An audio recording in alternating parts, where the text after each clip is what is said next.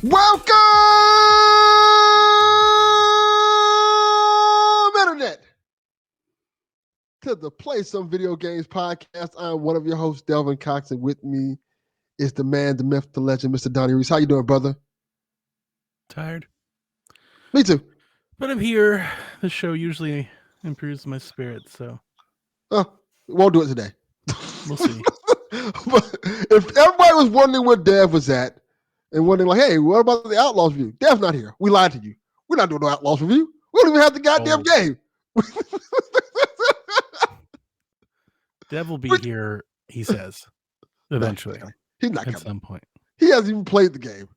We just wanted you guys here on listen to the show.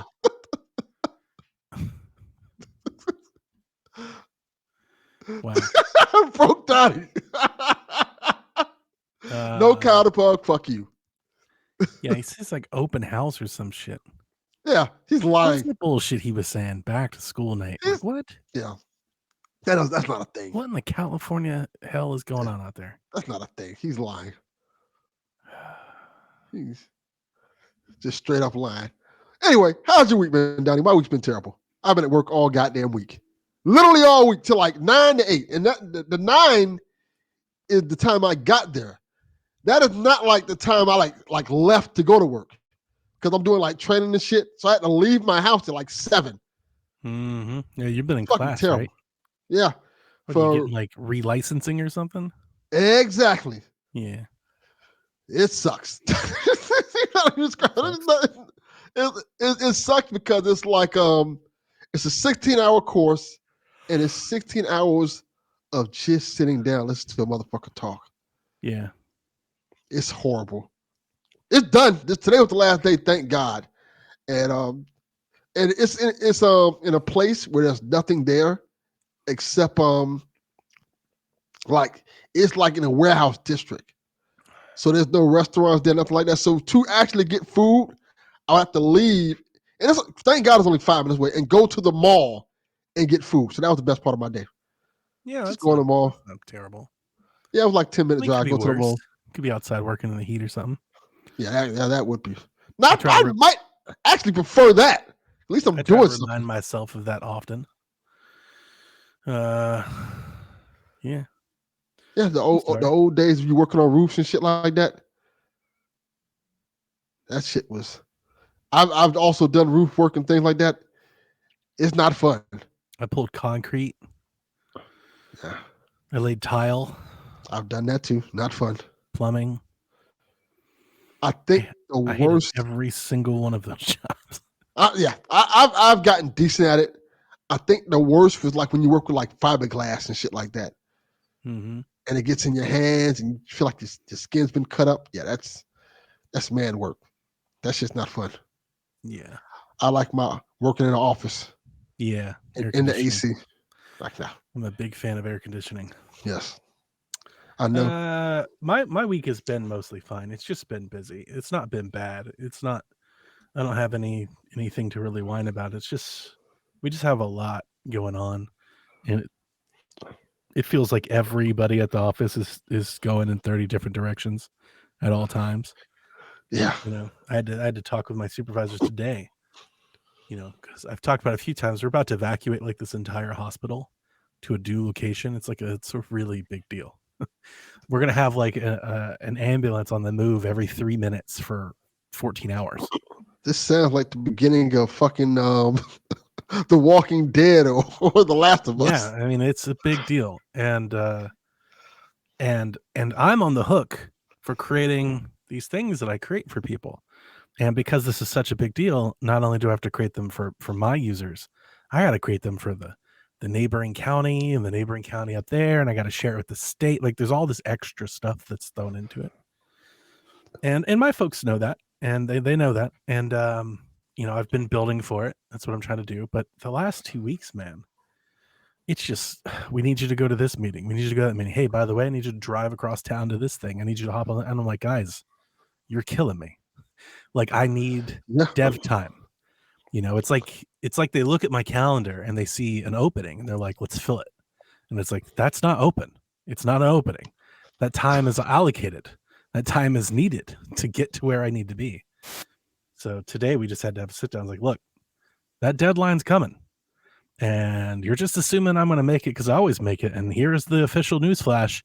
You keep doing what you're doing, I'm not going to make it. Like, and shit's not going to work. It's going to be our fault. So I need you to figure it out, you know? Yeah. And it's not bad. It's not antagonistic. It's just communication. You know, I talked about it earlier last year. You know, I have a new boss. He doesn't really know what I do. He doesn't really understand. He does now, but he still doesn't understand how much effort some of that stuff takes. You know, he's like, oh, he'll just turn it on. It's like, yeah, that it doesn't exist yet.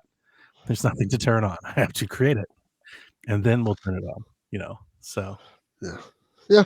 I'm tired. That's been dealing with a little bit of that too. Little same thing because I've been in training these last few days, and I told people I was going to training, so leave me alone. John 32, exactly. I'm not allowed to delay my game to 20. There's no delay. I don't get the opportunity to delay the game. It'll just be shit or not work at all, or like it'll be what's that game that came out earlier? Which is so funny. Today I demonstrated it, and this is like some E3 story shit, stuff you'd hear about from developers in the old days. Today I had to go to a meeting, a security meeting, where all the police and law enforcement across the state were like talking about it, and I had to demonstrate it. I was expected to demonstrate. Dude, I'll have you know that for the first 30 minutes of that meeting, while they were presenting and doing, I was literally sitting there building it. Literally building it in the room. In the back of the room. No, I was sitting there coding my ass off like nobody look over my shoulder right now. I don't want anybody to know that this doesn't exist yet. and I smoke and mirrored it together. You know, I dumped some dummy stuff in there, and I added some colors, and I was like, yeah, it's gonna be like this. Yeah. So and you're like a kid at the science fair who's building the volcano, right? Like at the last minute. God damn it, I need baking soda. If anybody had actually called my bluff and been like, yeah, put something else in there, the whole thing would have come down. Yeah. It's like, well, it's not ready yet. But luckily for me, they didn't. You know, I put it all in there, and it looked like it was ready for go time.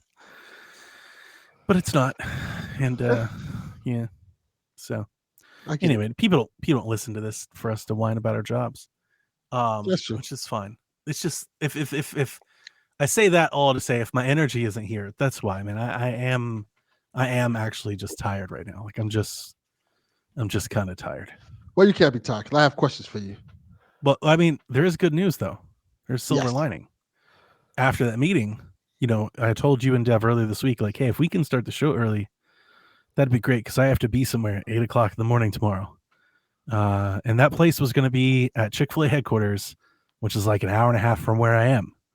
So it was going to be a very early day for me. That's all been canceled. My supervisor was like, yeah, scratch it. If you need the time, don't go. And I was like, fucking yes. Like that's good. So now I get some extra time tomorrow to catch up, and I'm very much looking forward to that. I actually still might wake up early just so I can have a full run at it tomorrow. Like tomorrow, I'm going to turn my phone off. I'm going to try not to be on Discord much, and I'm going to try to catch up. Yeah, I need time. That makes sense. That's good. That's a good idea. Yeah. So let me ask you, because you brought it up Sunday. I want a little bit more info on it. This Five Nights at Freddy game. Oh yeah, yeah. What about? Because I want to play Five Nights at Freddy's Into the Pit is what the name of the game is.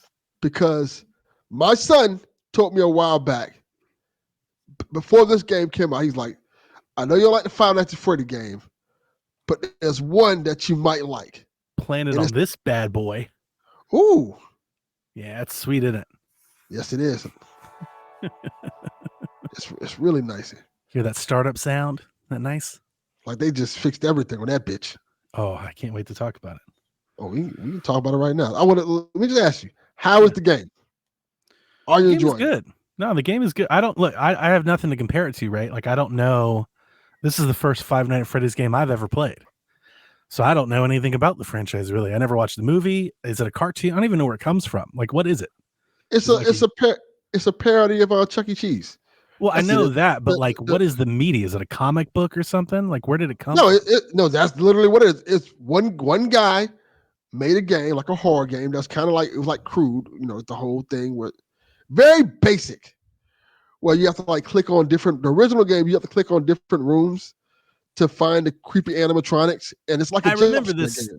Here's, here's the only reason I remember this because on the Wii U, Nintendo made a Star Fox game.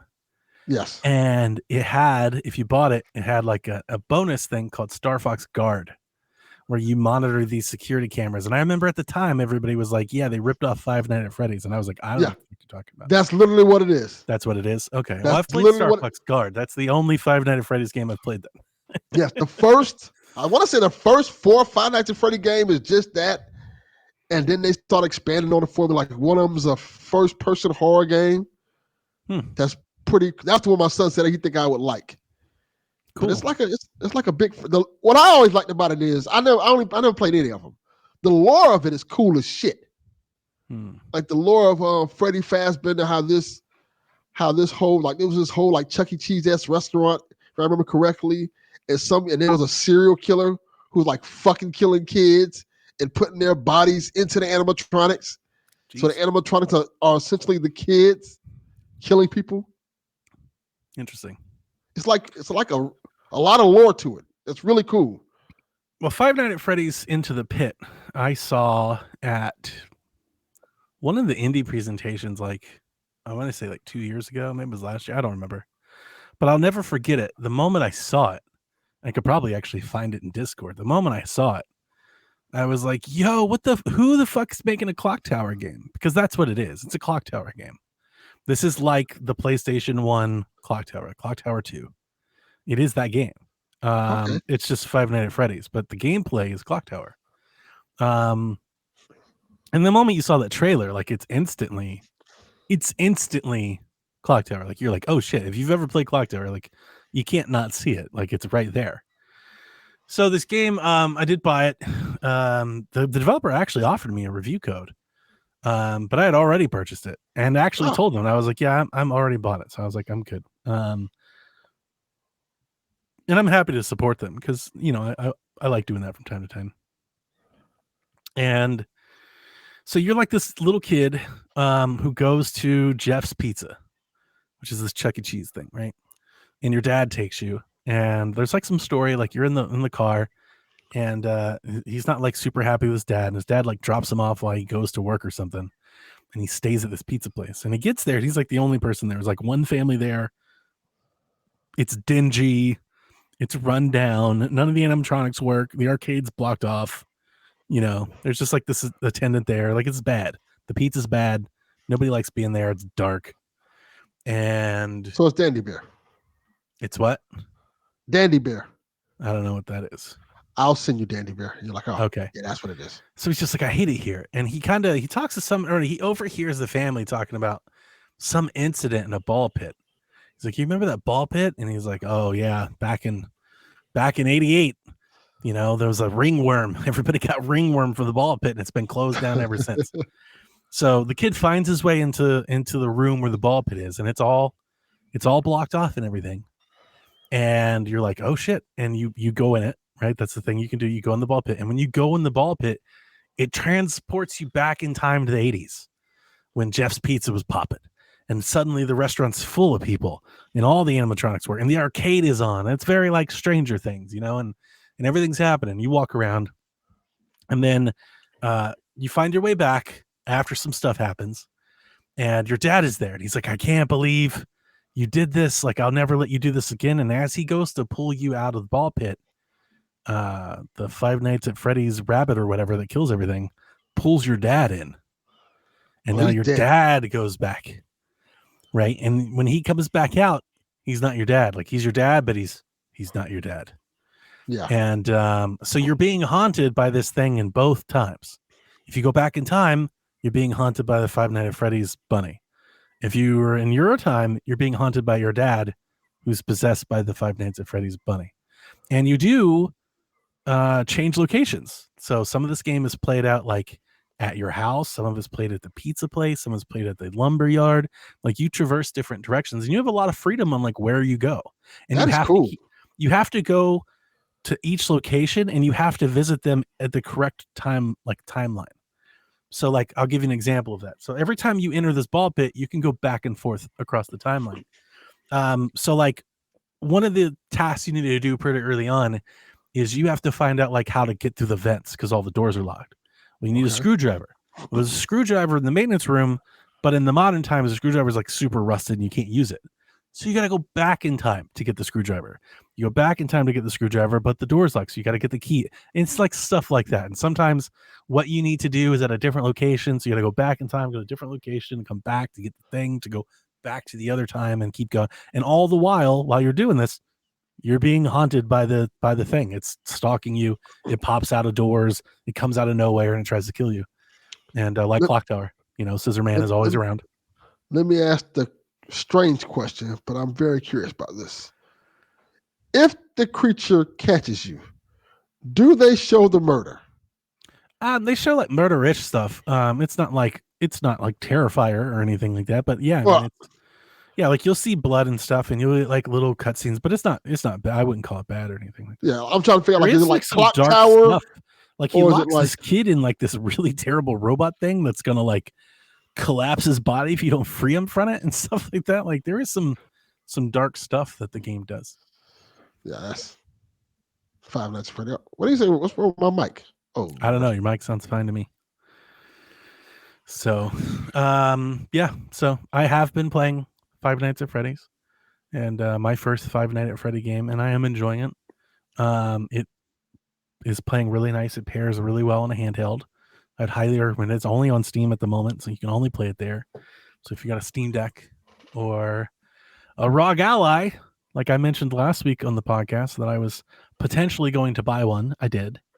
yes. I did find myself down to the Best Buy, and they did have a model. I did find out from the associate there that was holding it for me that it was a demo model that was in the kiosk. So it was the one that they had on display for people to come up and use. He said it had been on display for about 2 weeks, and I got to take it for the test drive. Like I got to make sure all the buttons work and nothing doesn't, thing. And I was like, yeah, I'll take it. And boy, I'm glad I did, Delvin, because my wife almost chopped her fucking finger off this weekend. Yeah, that's pretty bad. Remember I told you last week I better buy this thing before something happens? You did. See, some shit happened. I was out there this week. It was cooler. This is like for the first time in like since February, humidity was like below 85% here. We were actually in the 80s for a moment. We're in hot today. It was like 94 today, but like Sunday it was like 83. It was so nice. So I was out and about. I was cutting the grass. I was trimming trees. I was doing the hedges. I painted the porch, painted the railing. I'm getting ready for Halloween. I'm like ready to pull all my stuff out, so I'm getting the yard ready.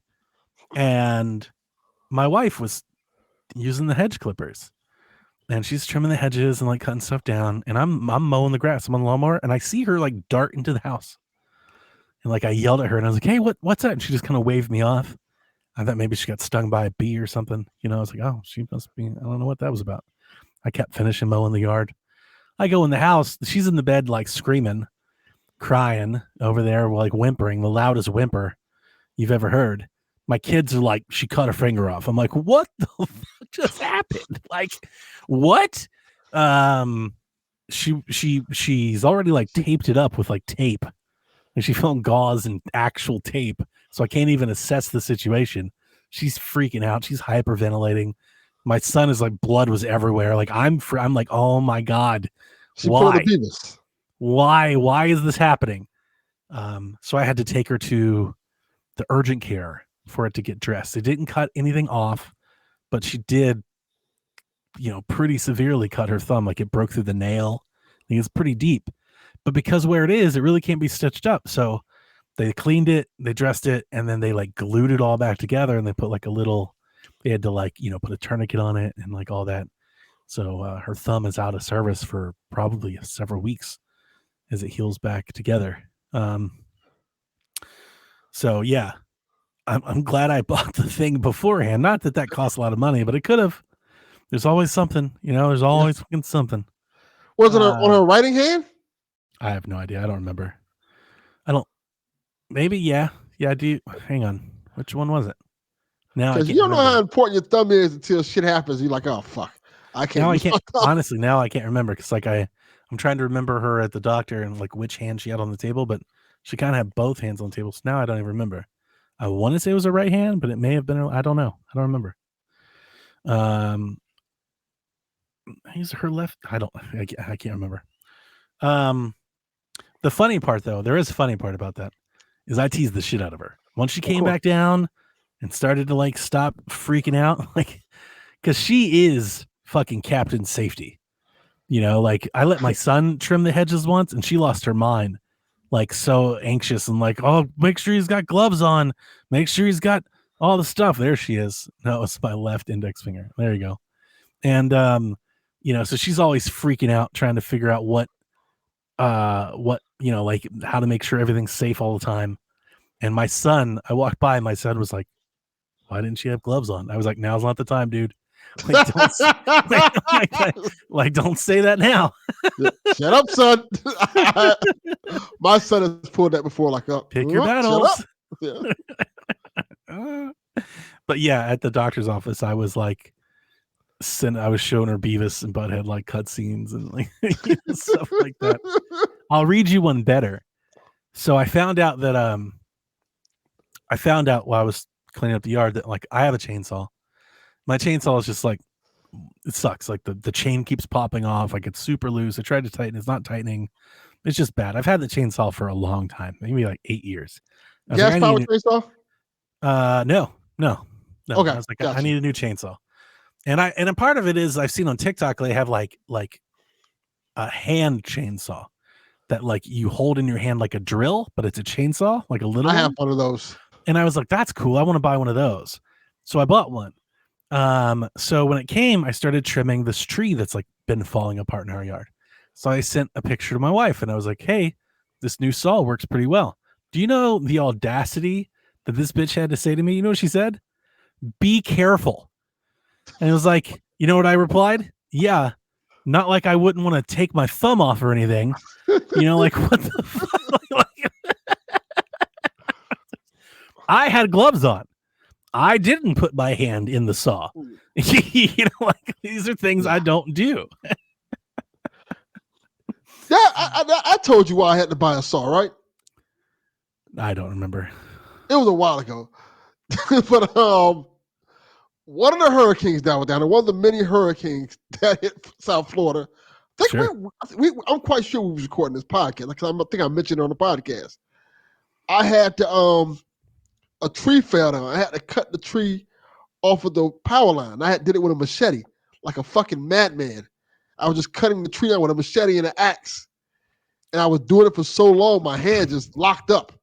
Jeez. And I couldn't move that bitch for like a day. Yeah. So I was like, never fucking again will I be doing this. Yeah, we have tools for this. We make it work easier. You're gonna be out here hacking away with axes and stuff. What are you doing? Just like a fucking idiot, just hacking away with an axe and stuff like I'm Jason. Like, what am this idiot doing? Go spend the $50 and buy a chainsaw. Yeah. Like, no. Yeah, I did. There he is. So yeah, I do have the Ally X. I've had it. Geek Squad. I've had it for Geek Squad. You about to fix my computer or something. I mean, yeah, this is my work shirt, so I can tell. Did you press the power button, sir? I need to fix your mic because you sound like trash. What's wrong with his mic? It's just all highs and distortion. There's like no warmth, no depth. Like you, Donnie, you sound nice. You've got the warmth in your voice. Delvin sounds like he's coming through a microphone that was purchased for $20 at the swap meet. So what the fuck is going on? It's just all highs, your man. Microphone, man. Buy a better microphone. Yeah. That's supposed to be a good mic. It's just probably not EQ'd. How does it sound now? That was way worse. I don't know what you just did. I just cut off the echo cancellation. cancellation. Keep talking. What about now? Nope. Now That's you're too super low. their volume is super low. I was low now? Yeah. Go back to what you were doing. It was fine. It was fine before. It wasn't any worse than you normally are. Just go back. Yeah, it's true. It was better than what you were on XP. That was awful. Yeah. Yeah, this is much better. Stay there. So the Ally. I have the Ally. The Ally X. X gonna give it to you, right? Goddamn right. It is. And this is the new one. And I've played it honestly every day since I've had it. Like every single day that I've had it, I've been playing with it. And a part of that is new stuff, right? New flavor. I'm enjoying it a lot, which is I don't think it's like saying all that much. Like we knew what it was when they announced it and when reviewers got it. And every reviewer said, yeah, like they fixed all of it. And I'm here to report that I concur with everything that everybody said a month ago. They did fix everything on it. When I first held it, I was like, oh, this is like a chunky, like it's heavier than I thought. And I'm not sure if that's just because I've been playing the Switch for months and it is just much heavier than the Switch. I did adapt to it. Like it's not crazy heavy, but it feels dense. Like it feels solid. But yeah, it's great. The battery life is through the roof. The first night I had it, I kid you not, guys, I think I played this thing for 5 hours. And the battery life was at 50%. Like I was like, holy shit, I still have time to go. Like That's I can't really tell good. you how That's not much of bad a at all. difference something like that is from the first experience. Right. I have always liked the Ally, but the first experience, man, it didn't really matter what you were playing. Like you could do things like if you put it on the lowest profile and turn the brightness down, like you could extend it out. But chances are, I didn't really know what you were playing. You weren't getting more than like an hour and a half of battery out of that thing at any time. Maybe 2 hours if you're playing something really small. Maybe, and it just goes by really fast. And I know Dev doesn't do much of the portals, but No, there are he's a hater. there's like battery anxiety when you're sitting there playing and you see that fucking battery just start to drain. You're like, oh God. And if you played anything worth anything, like, oh man, if you played anything like new or modern, something big, 55 minutes before the battery starts to go out. This thing, so the power profiles on the original Ally were 15 DDP and then 25. And if you plugged in, it would be 30. This thing, the 15 is 17, so 17 watts. It's more than the first one. I played for 5 hours and still had battery to spare. So I was playing a higher profile, higher performance for longer and still had battery to spare. I can't tell you how much something like that changes the whole experience. Like this is now something that I could carry without a charger and That's really dope. not be too concerned about it, right? I'm going to be able to play plenty of something and then still get back to my charger. Like before I was carrying like portable batteries, always carrying the charger with me, always. You can't go that far away without the charger. Now I could like plug the charger in somewhere here at home and not feel the need to have like a second charger or to carry it with me. So a lot of that stress, that worry is gone. It also has AMD's fluid motion frames, whatever. And the old one does too. This is a recent update that they have. I play GTA, of course, because I'm kind of always playing GTA at some point. That makes a world of difference, at least on that game. I haven't played a bunch of games that I think would really like stress it much, but we've talked about how hard the new GTA trilogy remakes are, even on consoles. Frame rates all over the damn place, and it's terrible. Like Yes. you have a brand new PS5 and you can't play that game at 60 frames a second. Damn shame. With this, even running without it, I am running like in the high 50s, maybe a dip to the 40. You turn that fluid motion frames off with the VRR screen at the 120 hertz. It's butter. Don't even notice it. Like it just everything just magically starts working. Sounds good. And it's like when you see something like that on a portable, it's like, please, Nintendo, like just do this, right? Like you don't even have to push the power if you just adapt the screen and the technology to like mask it. Like just make it better, make it feel better. I like it. I like it a lot. I got a matte screen protector to kind of tone down the glare. And yeah, I've set it up. I got all my ROMs going. I played Wind Waker on it. I've played what's funny, D-Life, he makes fun of me and he's like buys the world's most powerful console, plays some old ass game. I played like 3 hours of Devil May Cry. I played Hot Shots. I played Tiger Woods Nothing wrong Golf. with that. Like, he's absolutely right. I was playing a bunch of old shit. Live your life. But it was great. It was great. It was a lot of fun. I've played 2K22 WWE 2K on it as well. I've been playing a lot of 22? that. Yo, Yeah, because I don't like 23. I didn't like where they went with 23. I don't know. I always say chain wrestling. I don't know what that's called, but like the whole counter system and stuff that they did, like their whole like we want to make every match feel like a 5-star like scripted. I don't like that shit. I hate all that. I want my game to feel more arcadey. You know, I like the AEW game better because of that. But That makes 22 was more like that. And I think it was the Bray stuff. It's been a year since Bray died. And I've been seeing all of that stuff come through on my feeds, on threads and stuff, and in my YouTube. And I was like, man, I miss him. And I hate like this is not just a him thing. This is everybody. But you know, I often mention this is something that I don't think I think of like death or like fear it. If anything, it's almost like welcoming. Like the idea of like not having to do the fight this every day anymore is like almost like relieving. But Donnie's the star from the Mario movie. the thing that troubles me about it though is that how fast it seems like everything just continues on. Like the world keeps spinning, bills keep getting paid, people keep going to work. You know, like you could be as impactful as somebody as a Bray Wyatt and be completely forgotten about in like a matter of days. You know, and it's like if that could happen to somebody like that, like what the fuck does the regular anybody of us stand a chance? You know, it's like is anybody in my family even remember me like next Tuesday? You know, it's like, God, it's just sad. That's depressing. It's more of a thing that you have to just move on. You can't just dwell. Well, of course, I get it. I think we've all done it. It's just the human condition. You can't just dwell. You can't sit in it, right? Yeah. But it just makes me feel bad. It doesn't make me feel bad. It makes me want to be more cognizant of the folks that impacted me and just think about them more often. You know, it's like something that's always on my mind. It's like I don't want to just move on and act like it wasn't a thing. I would like to, you know, remember them a little bit more. So that was always my wife's biggest worry is that people forget her mom. So I get that. It's just like you, especially like for me, like I don't feel like, you know, and I'm trying to be like, this is meant to be as a positive thing. I'm not trying to bring the show down or anything. I just didn't, I don't think I've made like an impact. You know, I don't think most people have, right? You know, it's like most people won't. And it's just I disagree with that. Yeah, I didn't say that to hear it. Like I'm not trying to hear somebody disagree with me. No, and I don't think we realize the impacts we actually make. I don't think if you're not a larger than life character, you really have no cognizance of the impact that you actually have. Yeah, that's true.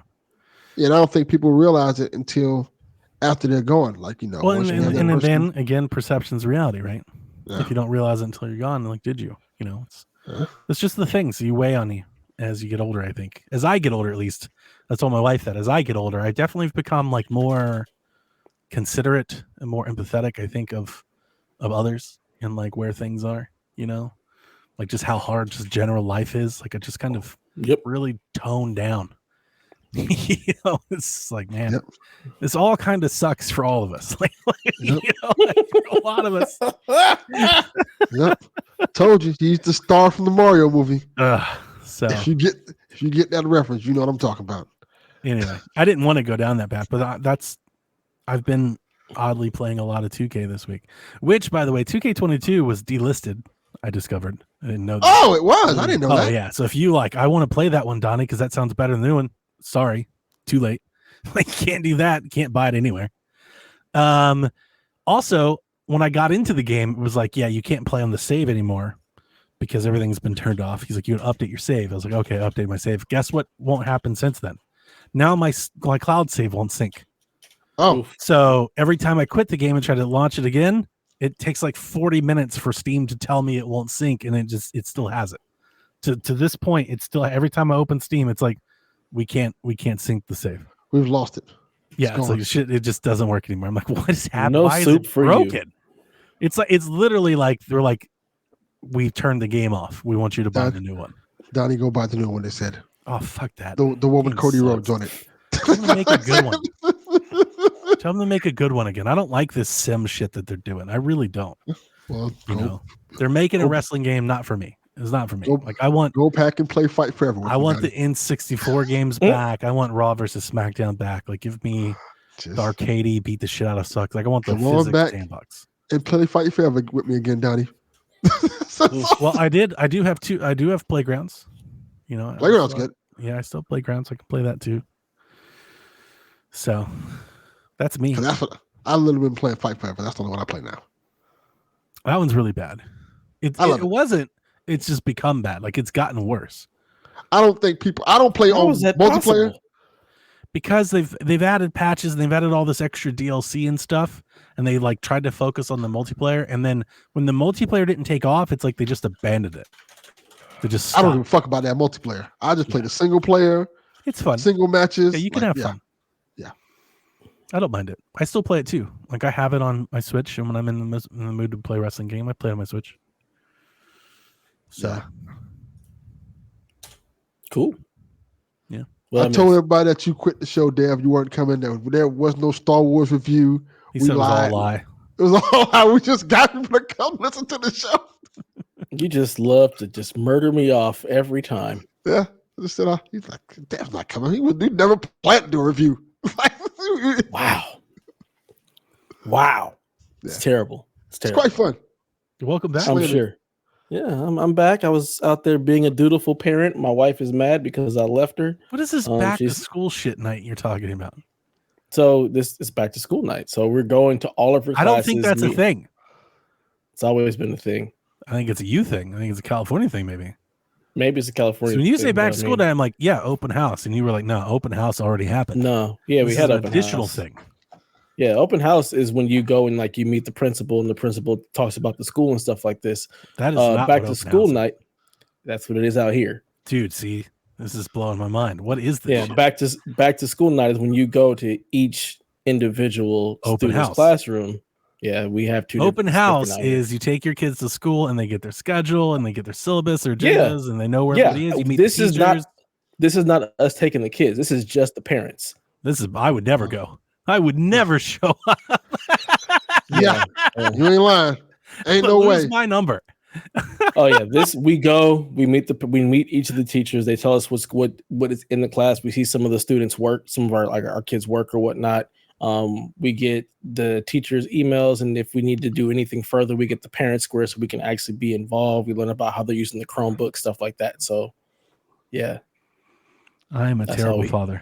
So we roll out here. So yeah, I had to go kick it. Like, I'm not doing amen to that, shit. my brother. Look, my kid will be there Monday, and I expect you to tell them anything they need to know. Oh, they've already been in school for 3 weeks, so this is after that. So we actually see what they're doing. So yeah, it was very good. Parent teacher conference stuff, because they do have those every so often. Yeah, we have those too. This is different.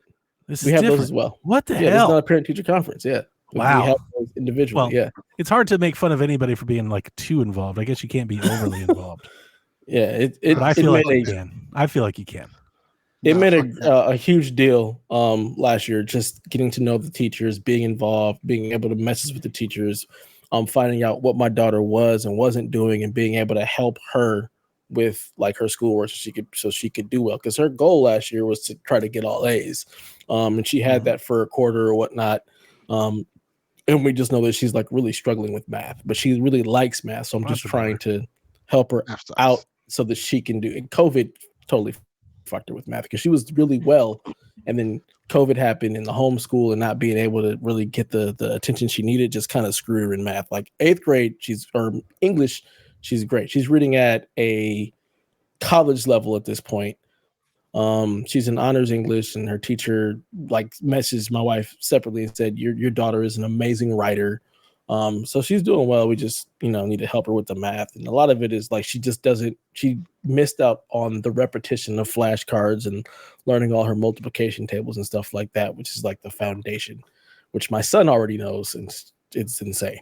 So, but yeah, I was just trying to show up and make sure I'm involved so I can help her out. And my wife is mad because I left her after 4th period, so she has to do 5th, 7th, and 8th period all by herself. She's like, you made me look like I'm a single parent. I'm like, no, I'm just at home with the kids. Yeah. Yeah. Before you get into Outlaws, I got one more that I didn't write down. I forgot about. that I specifically want to put on Delvin's radar, and maybe only Delvin's. I don't know. Okay. Might Josh be only might like mine. this That's fine. game. I bet Jason would like this game. There's a game that's coming on Switch at the end of the month that's been on my radar for some time, and I got alerted that there was a demo on Steam. So because I have the Ally, well, this is one of the things that like having a portable again. Something I did on the Ally a lot of is I played a shit ton of indies, like because you've got Steam and access to so many demos and stuff. It's like something I always do, and it's a game called Iron Meat. Iron what? Iron Meat. You need to wishlist this game because you remember we were playing. Scared to wishlist remember it. we tried the demo for the new Contra and how terrible that was. Yes. This is the Contra game that we want to play. Oh. This is like fucking Contra Iron meets. This is like Contra meets fucking Doom, and it's fucking awesome. Like it is really good. I played the demo and was like stricken by it. I was like, oh, I'm buying the shit out of this game. Oh shit. It's a lot of fun. Put it on your Steam Deck. There's a demo. Just go grab the demo.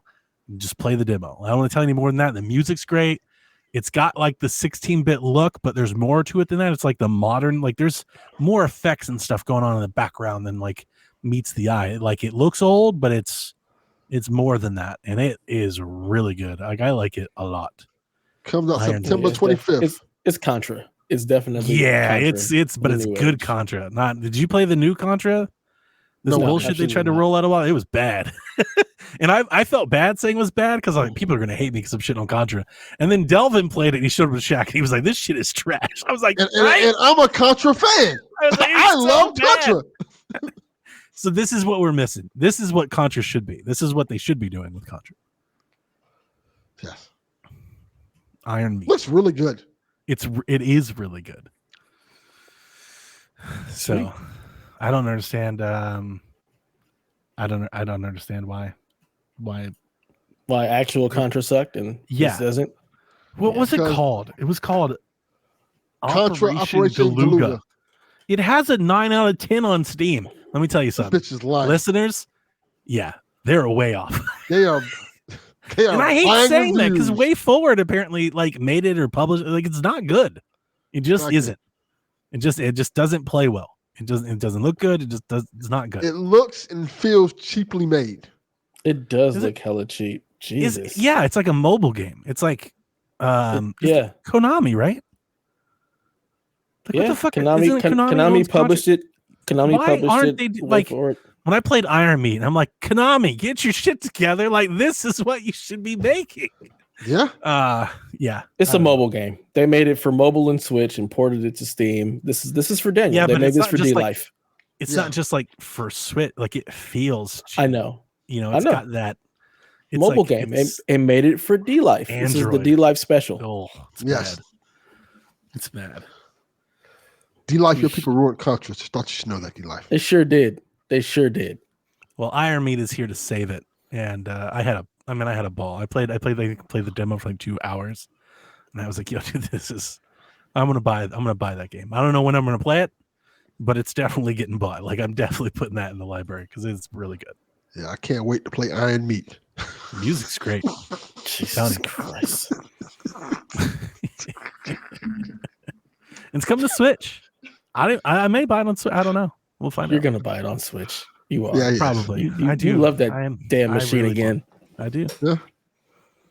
If they make a physical, for sure. Oh, they are. I read it. I looked Was it up. there It said physical cart? Well, there it Yes. is. It There said it is, physical then. copies coming I'll soon. buy an Iron Meat on Switch via cartridge for sure. It's gotta have that physical Iron Meat. Got it. Physical Yeah. Iron Meat. On PS5 and Switch. Yeah. Physical You cartridge. know, Delvin's definitely gonna buy it physically at the GameStop. That isn't quite a GameStop. I'm going to go to He's the not gonna retro get game some shop. Iron Meat. Retro. He's gonna get GameStop. plastic You see meat. that? They don't exist anywhere near me, so no. The nearest Doesn't- one to me it's is not real. 40 miles away. Yeah. Make that drive. There's- I kind of There's got nothing excited close when to I me. first saw it. I was like, are they like, is this like a new store, like a new venture? And then when I started looking into it, I was like, oh, this is just a GameStop that has like some N64 cartridges. Like it's Yeah. not as Yeah. exciting anymore.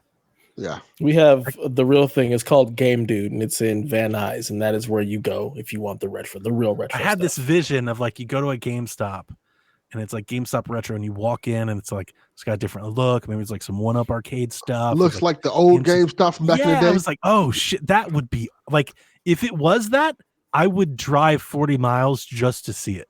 Like, I think if it takes off, they might consider that. Yeah. Yeah. Bring back Electronics Boutique. That's what I'm talking about. Let's bring back EB Games. But cool. when I started looking up on threads and stuff, people were like, yeah, I went to one. It was just a GameStop. And I was like, oh, that's less exciting. Also, somebody told me there's a shit ton of reproductions in there, which makes a lot of sense. Wow. They were like, yeah, I went there and there was a shit ton of fake Pokemon games. I was like, yeah, I bet there are. Well, I need to go there then. But there's a bunch of people that don't know any better. You know, they're like, they don't care. Does it go in the Game Boy? Does it play? They don't give a shit. Get me Pokemon. Yeah, those people are Delvin. That's Delvin. Yeah. Hey, I'm not hating them on it. You know, people got to let some of this stuff go. Yeah, just have fun. Precious all the damn time. You know, there's a lot of people out there. Guess what? Does it play Pokemon? Then they don't give a shit. They just want to play Pokemon. You know, they don't care. Goddamn right. Pokemons and the Pokemans. Let them play their game. Let them have their fun. We're trying to ruin everybody's fun all the damn time. So I went to one GameStop a couple weeks ago, and I noticed my son pointed out to me they have like a shit load of like PS3 games now. Well, then that was a GameStop Retro. Yeah, that's all they had though. Just like PS3 games. Like, this is y'all retro section. Well, I wonder how many 360 and PS3 games GameStop's just sitting on. If they didn't throw them all away, if they like warehouse them, there's got to be a million of those things in there. And that stuff's starting to come back around. You know, it's all coming back around. So let's just bide our time and sit on this until the passes are ready for the old school, and we'll rise again like a phoenix. Yeah, yeah. There's not a whole lot. Great. There's not a whole lot else right at the moment until a Pro comes or a Switch gets out. There's not a whole lot going out. So if you can make some money selling some old stuff, make some money. Yeah. I almost want to buy a 360 hot right now. Yeah. I almost wanted to. Now I remember why what it was like having a 360 and I'm asking why. Why would you want to? I kind of missed the 360. 360 Stores closed. Yeah, but the disc based games like stuff like that. I got a couple of discs I want to play. Can you play them in your Xbox Series X? If they're compatible, you can. Some of them you can't. Some of them, a lot of them. Yeah, you can't. but what if you needed updates for them? Then you can't get the updates. Yeah, or can you still update them even though the store is closed? Can you still? That's a good question. I bet you can. I bet the servers aren't down; just the store is closed. My concern was the reason why I didn't get one because they always have them at pawn shop for like $20. Sure. Because my whole thing was, if I buy this, how much I'm gonna play it before this bitch gets the red rings? Well, if you buy one today, I doubt you'll get one that is susceptible to that. You're not going to be buying a 2005 OG Xbox. You're going to be buying like the E model or one of the models where they fix that. Let's be real. It's Delvin. He's definitely going to get the red ring. He's just going to buy the OG model anyway. Keep it 100. I'm going to buy whatever one. Into a pawn shop? Yeah, at a pawn shop, baby. For $20, it's going to be red ring the fuck I'm not going to lie to you. I would imagine if there's still, if you can find an Xbox to buy, I would imagine it's a model that issue was already fixed on because the rest of them are either thrown away or returned. Not in Delvin's case. I don't think so. I would take the bet. I don't think so, Tim. Yeah. I won't buy that for $1. You know what? Now I kind of want to go to one of those stuff that have one just to see it. But why would you? So here's my thing. Why would you buy the original model instead of one of the revisions? The revisions I thought were much better. Because I don't see those as much.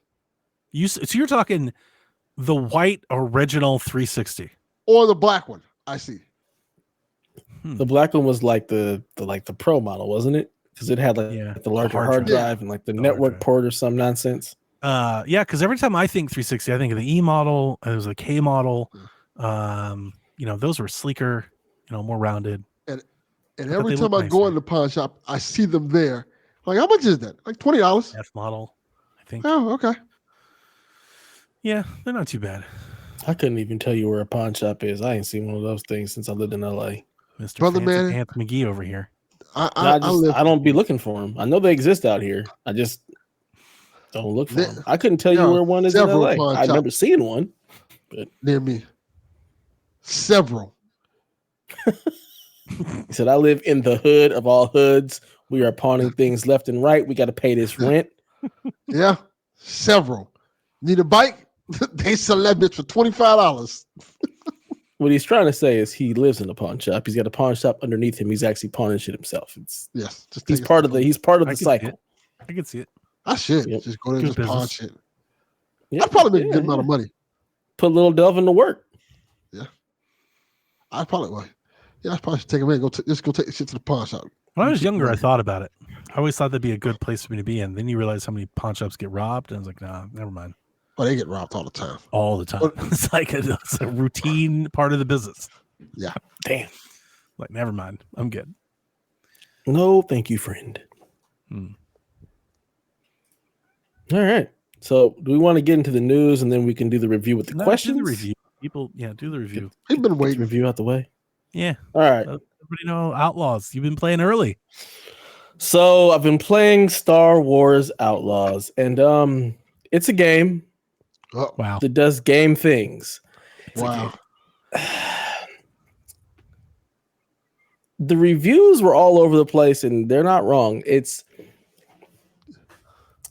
doesn't do anything great. Like, that's the thing. It's very mediocre when it comes to the gameplay, the combat. It's not doing Mediocre, anything though. special. Not good, but mediocre. Just mediocre. Like, We It's never funny- get another game code again, Donnie. It's your I know, fault.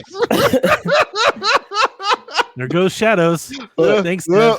Dev. just because it's mediocre doesn't mean it's not good enough. It's fine. I actually do think Like- that's what mediocre means. That's literally what mediocre If means. you It's call something mediocre, it's mediocre, I think alright. it means it's not okay. good. Yeah. In comparison to something like Horizon that actually has better stealth combat. When you said, is it like Metal Gear Solid? I'm like, man, unfortunately, the stealth is very much like Metal Yeah, Gear Solid, that's what the I've been hearing. original Metal Gear Solid. That's what I've been Basically, it's the same. Like Nyx is the same as like knocking on the wall. hearing. Yeah. Basically, you hide behind a box, hope the enemy can't see you, memorize whatever their roaming pattern is, and then you can either send Nyx to distract them, or you can send Nyx to attack them, and you can run up and like knock them out or whatnot.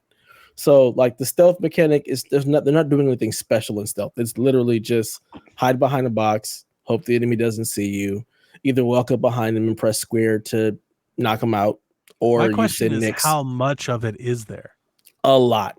Yeah, that's the other It- thing. there's- That's the thing I've been hearing that's been kind of turning. I'm like, oh no. There's a lot of sections where it's don't get caught.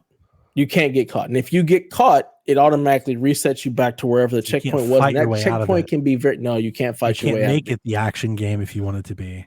No, not in those sections. Unless you're fast enough to where if you can stop them from getting to like, if it's a don't get the alarm sound, because you have the don't get caught and then you have the don't sound the alarm.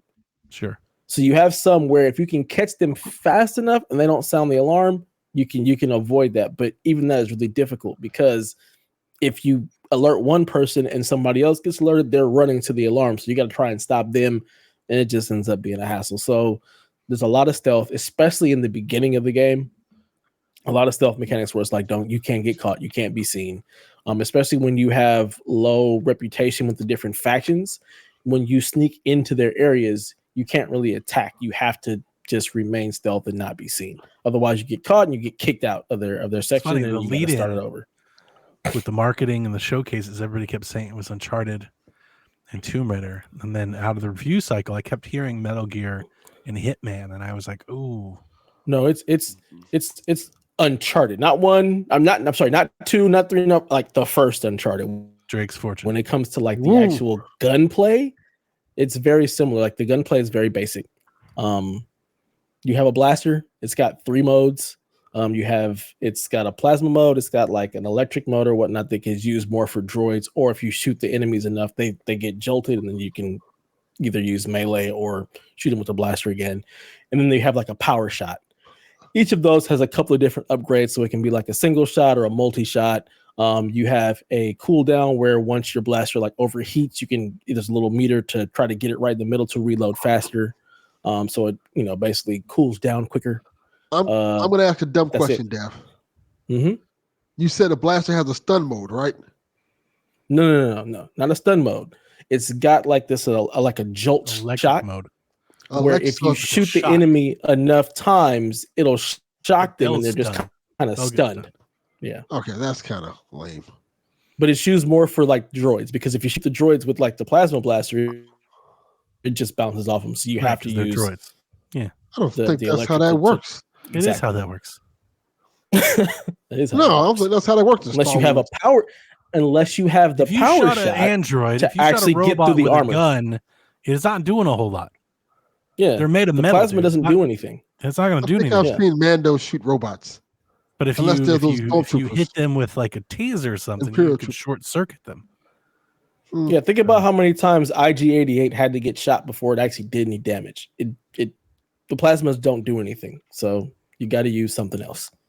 I don't think I like So that. that's the I guess gunplay. in the world of Star Wars, though, we did have like the Clone Wars. See, that's what I'm trying to think of. That's what I'm thinking about in my head. Like that Yeah. doesn't make that. I wasn't putting myself. I was thinking like in real life. And Yeah, real life, in you the make sense. universe But of Star Wars, I guess there is some. But precedent. these aren't the clone trooper droids. These are way after that. And These these are different droids, you shoot them with plasma, it's not doing They're anything. better So you droids. gotta Delvin, let it go. Yes, better okay, droids. so yeah.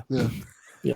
This They- is they in between upgraded. episodes. This is Windows 12 droids. Yeah, episode 4 and 6, I believe, or 4 and 5. This is in between. So yeah, He's got it's the past patch. clone.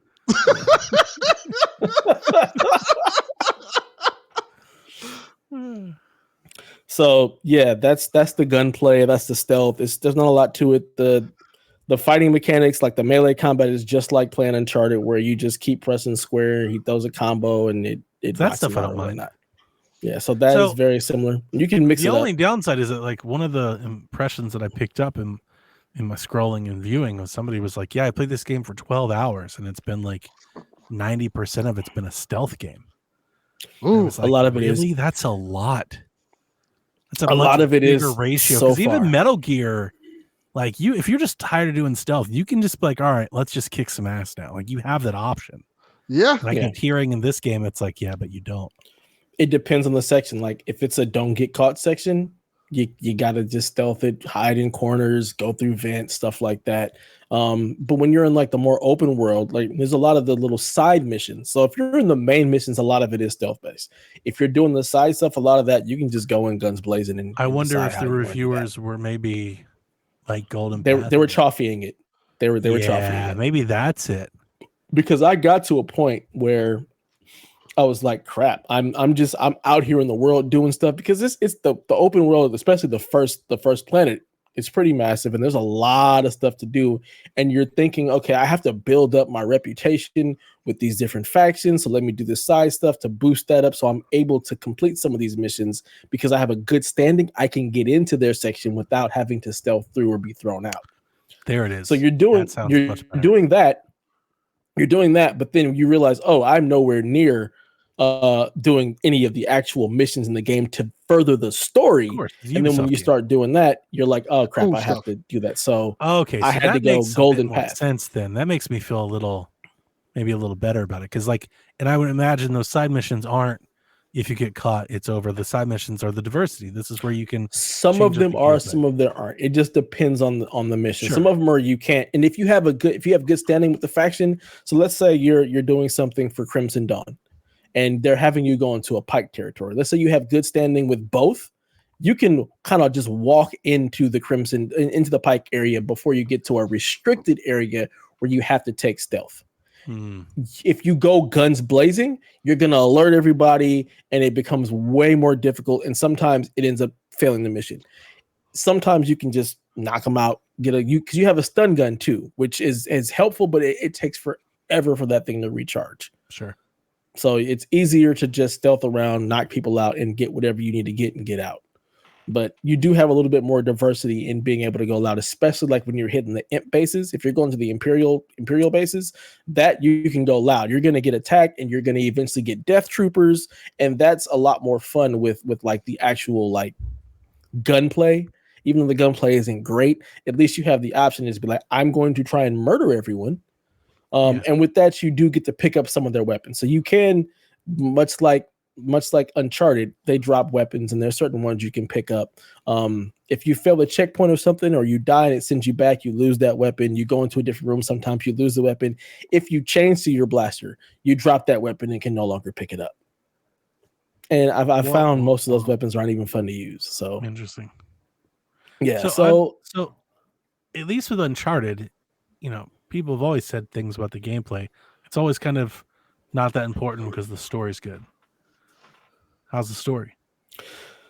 So I think the story is good. It's what keeps me playing. I enjoy the characters. I enjoy Kay as a character. Kay is kind of fun. She's a little unbelievable in the fact that like she's expected to do all these things, but she always seems very unsure of herself. Like as she's coming across, she doesn't have as much charm as you'd want from this character. But she's fun enough. Her and Nyx and her little fuzzy ball character. I don't even know what heck he's supposed to be. He's just a little companion. Furby. But they're little back and forth is kind of cool. I thought ND5 would have more involvement, but he just sits in the ship the entire time. So he's not even really involved in it. So you only get anything with him when he's calling you over comms to tell you about something or you go back to the ship. So there's no real ND5. He's Indiana Jones? No. I'm just going to ignore him right now. Like New Day. So, ND5. ND. Yes, ND. No. In the letter N, like Negro, please. D is in Delvin and the number 5. That's disappointing. So Negro Delvin 5. That's his name. He's a droid. We'll never get another game. That's true, actually. So That shit is so. so. Associate our game with Negro. We are actually never getting another game. That's true. It's too woke. It's too woke. Negro Delvin 5 is too woke. We're sorry, gamers. It's too woke. Well, But yeah, he just sits in the cockpit, and they just have back and forth. She's telling him, "You need to get this, go there. Don't do this, dummy." So I thought he'd be a little bit more involved, but he's not. He's just kind of in the ship. They do have a couple of like twists that I was not expecting, so that was cool.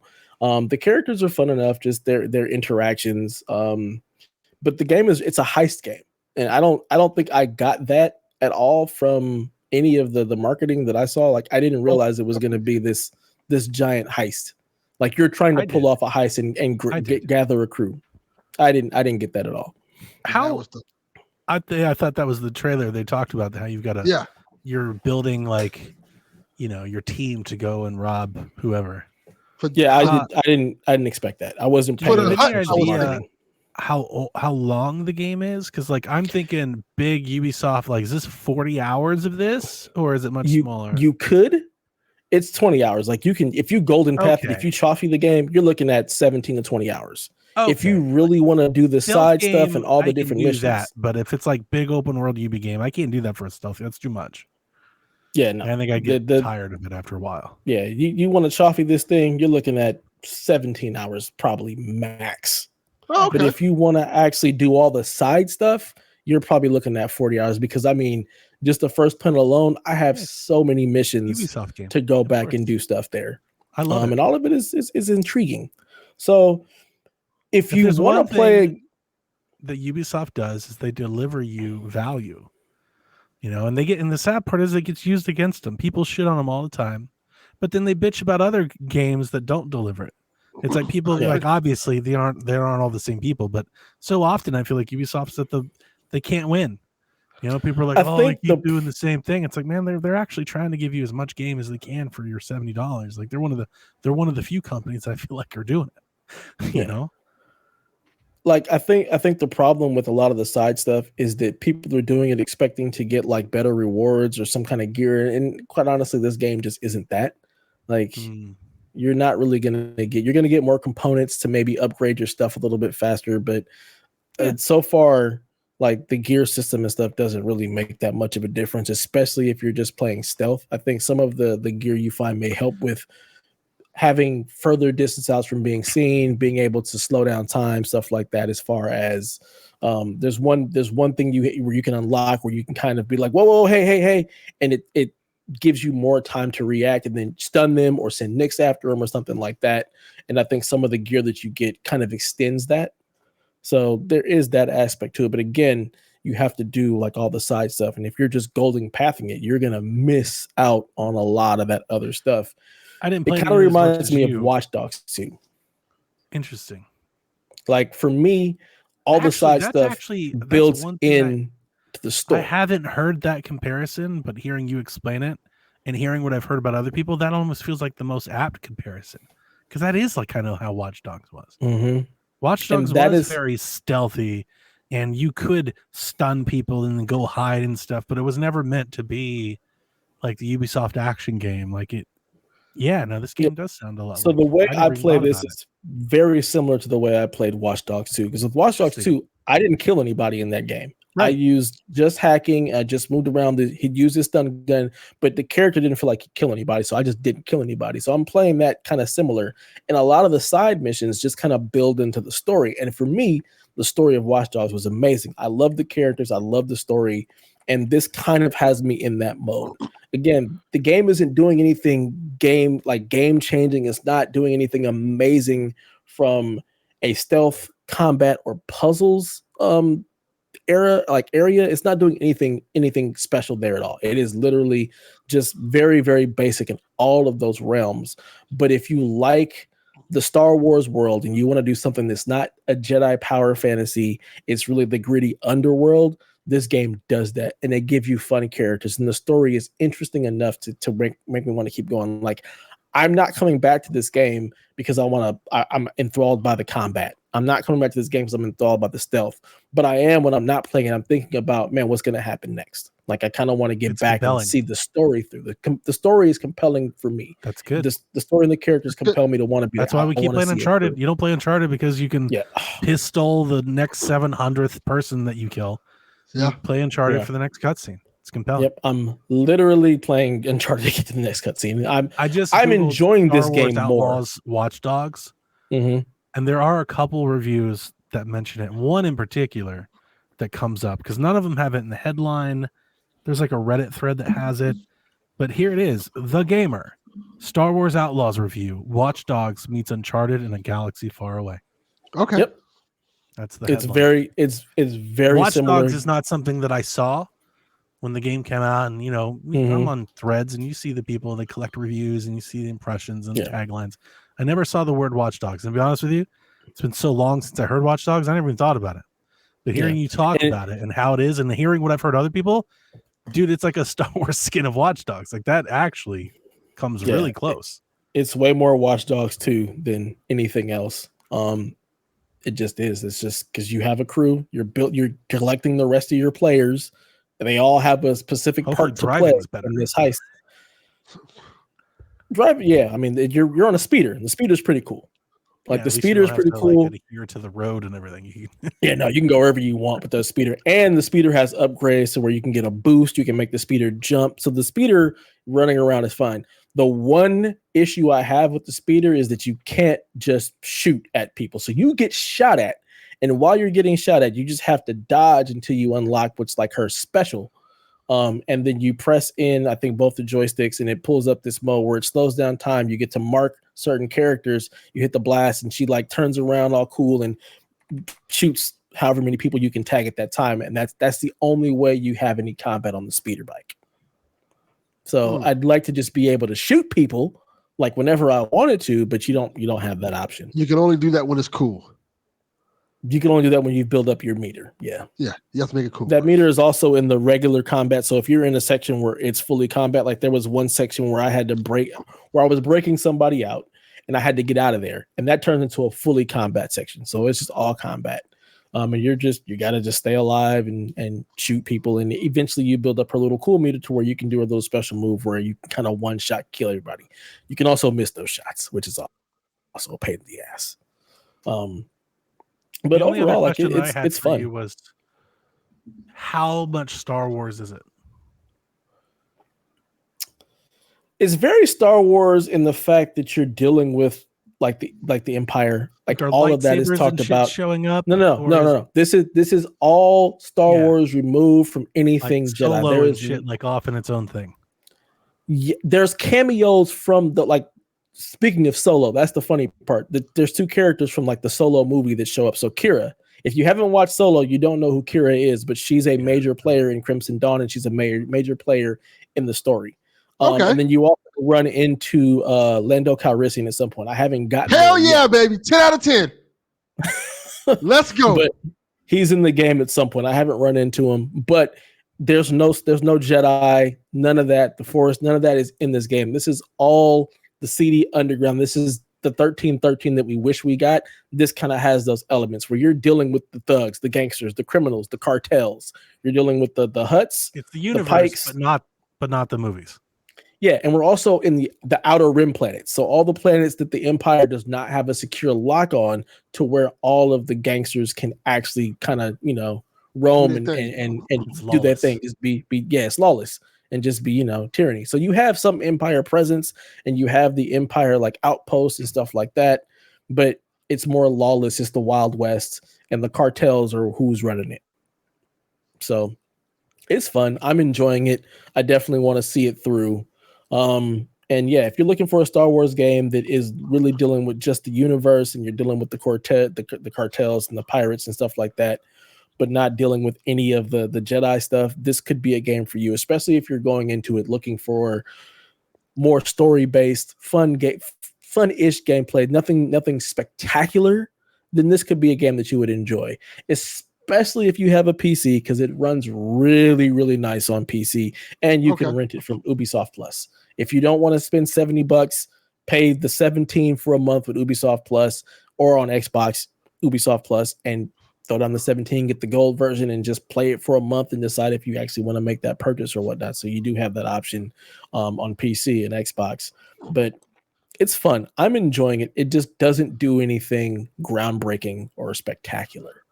Yeah, I was reading just now because I want to make sure it's set between Empire and Return of the Jedi. Yeah, episode 5 and 6. It's set in between that. So that's why I said it's way ahead of the Clone Wars. Yeah, so it's like way past that. It's in that dark era, so a lot of things sound like it's a good era to set games in. If you know that era of Star Wars, Empire is fucking winning.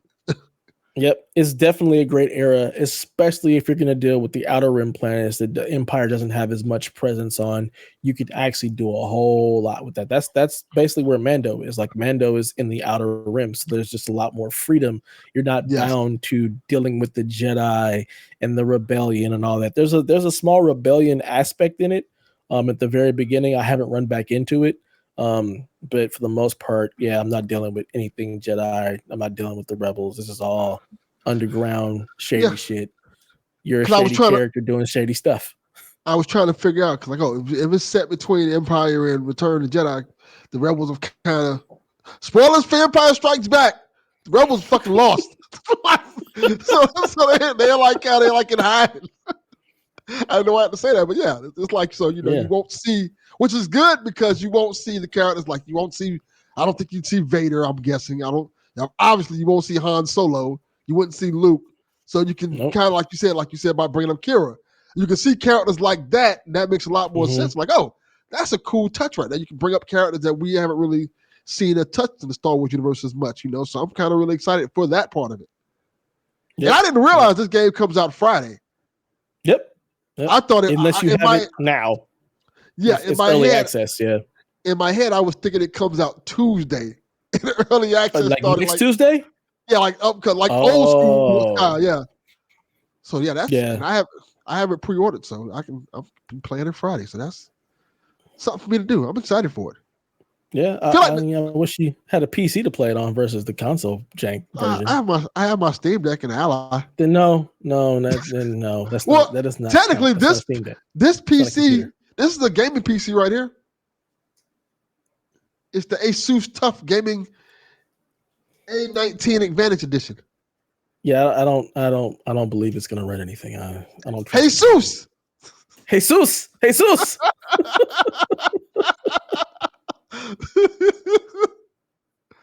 But yeah, man, it's like I said, if you're looking for a fun story-based Star Wars game set in the Outer Rim, where you're not dealing with Jedi, you're not dealing with the rebellion or anything like that, you want to get to like just the cartels and kind of the gangster shit, this is a fun game.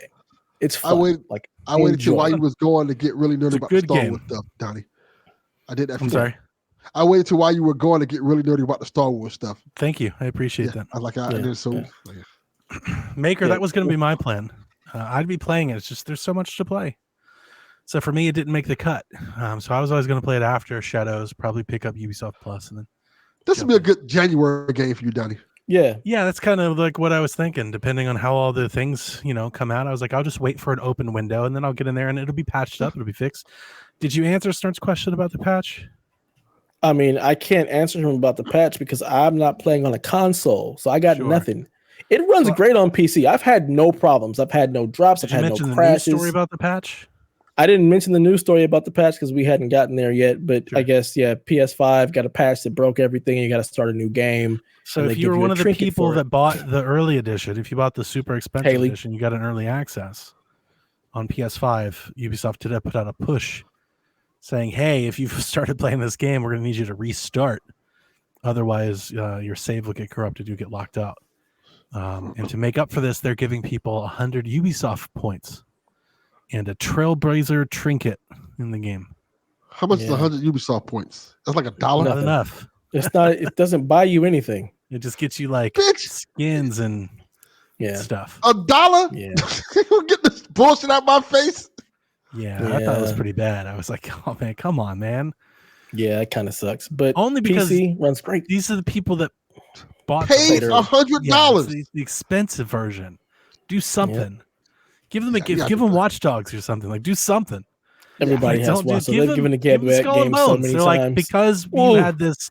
That's penalizing me. That's a penalty. You don't want to penalize people by giving them skull and bones. That's wrong. That's egregious. Upgrade their blaster for them. Like, give everybody free upgrades. Level 10 blaster. A free month of Ubisoft Plus or something. Doesn't go to something. That $1. Well, there's no Ubisoft Plus on PS5. Imagine being so excited that you bought the most expensive version of the game so you could play as early as possible, and you're 10 or 20 hours in, only told to start over. Start over. In a stealth game, no less. I'd be pissed. Yeah, I mean, I wouldn't be like, it's not the end of the world. At least they caught it early, like as soon as they could, I think. No, I'd be pissed. But I wouldn't be happy. I'd be very upset. Yeah. Nah. But Ubisoft doesn't want to give any money. They're not going to give any money or anything. Like, I understand that. Give something. Get a coupon. Yeah. Give a coupon. Hey, the next game you buy from us, $20 off. Do something. Yeah. Yeah. Use the $20 coupon on any Ubisoft game you want to get. Dying Light's like, yo, did you buy our expensive version of the game? Here's our next game. You get it for free. Yeah. Ubisoft's like, here's 100 points. Didn't who was it? I think it was WWE or somebody. They gave us like Shaq Fu for free. I remember that. For the Switch, I remember somebody giving Shaq Fu. I have Shaq Fu, so maybe that's how I got it. Yeah. I don't recall buying Shaq Fu, but yeah, I vaguely remember that. Yeah, they were like, hey, we know this game fucking sucks and we fucked up, so here's Shaq Fu as an apology. Like, Shaq Fu. What was the Valiant Hearts? They just put out Valiant Hearts. Give them Valiant Hearts. Yeah, anything else. Valiant Hearts is great. Let's do that. I feel like you give me $1 as an insult. Like, bitch, don't keep this. Yeah.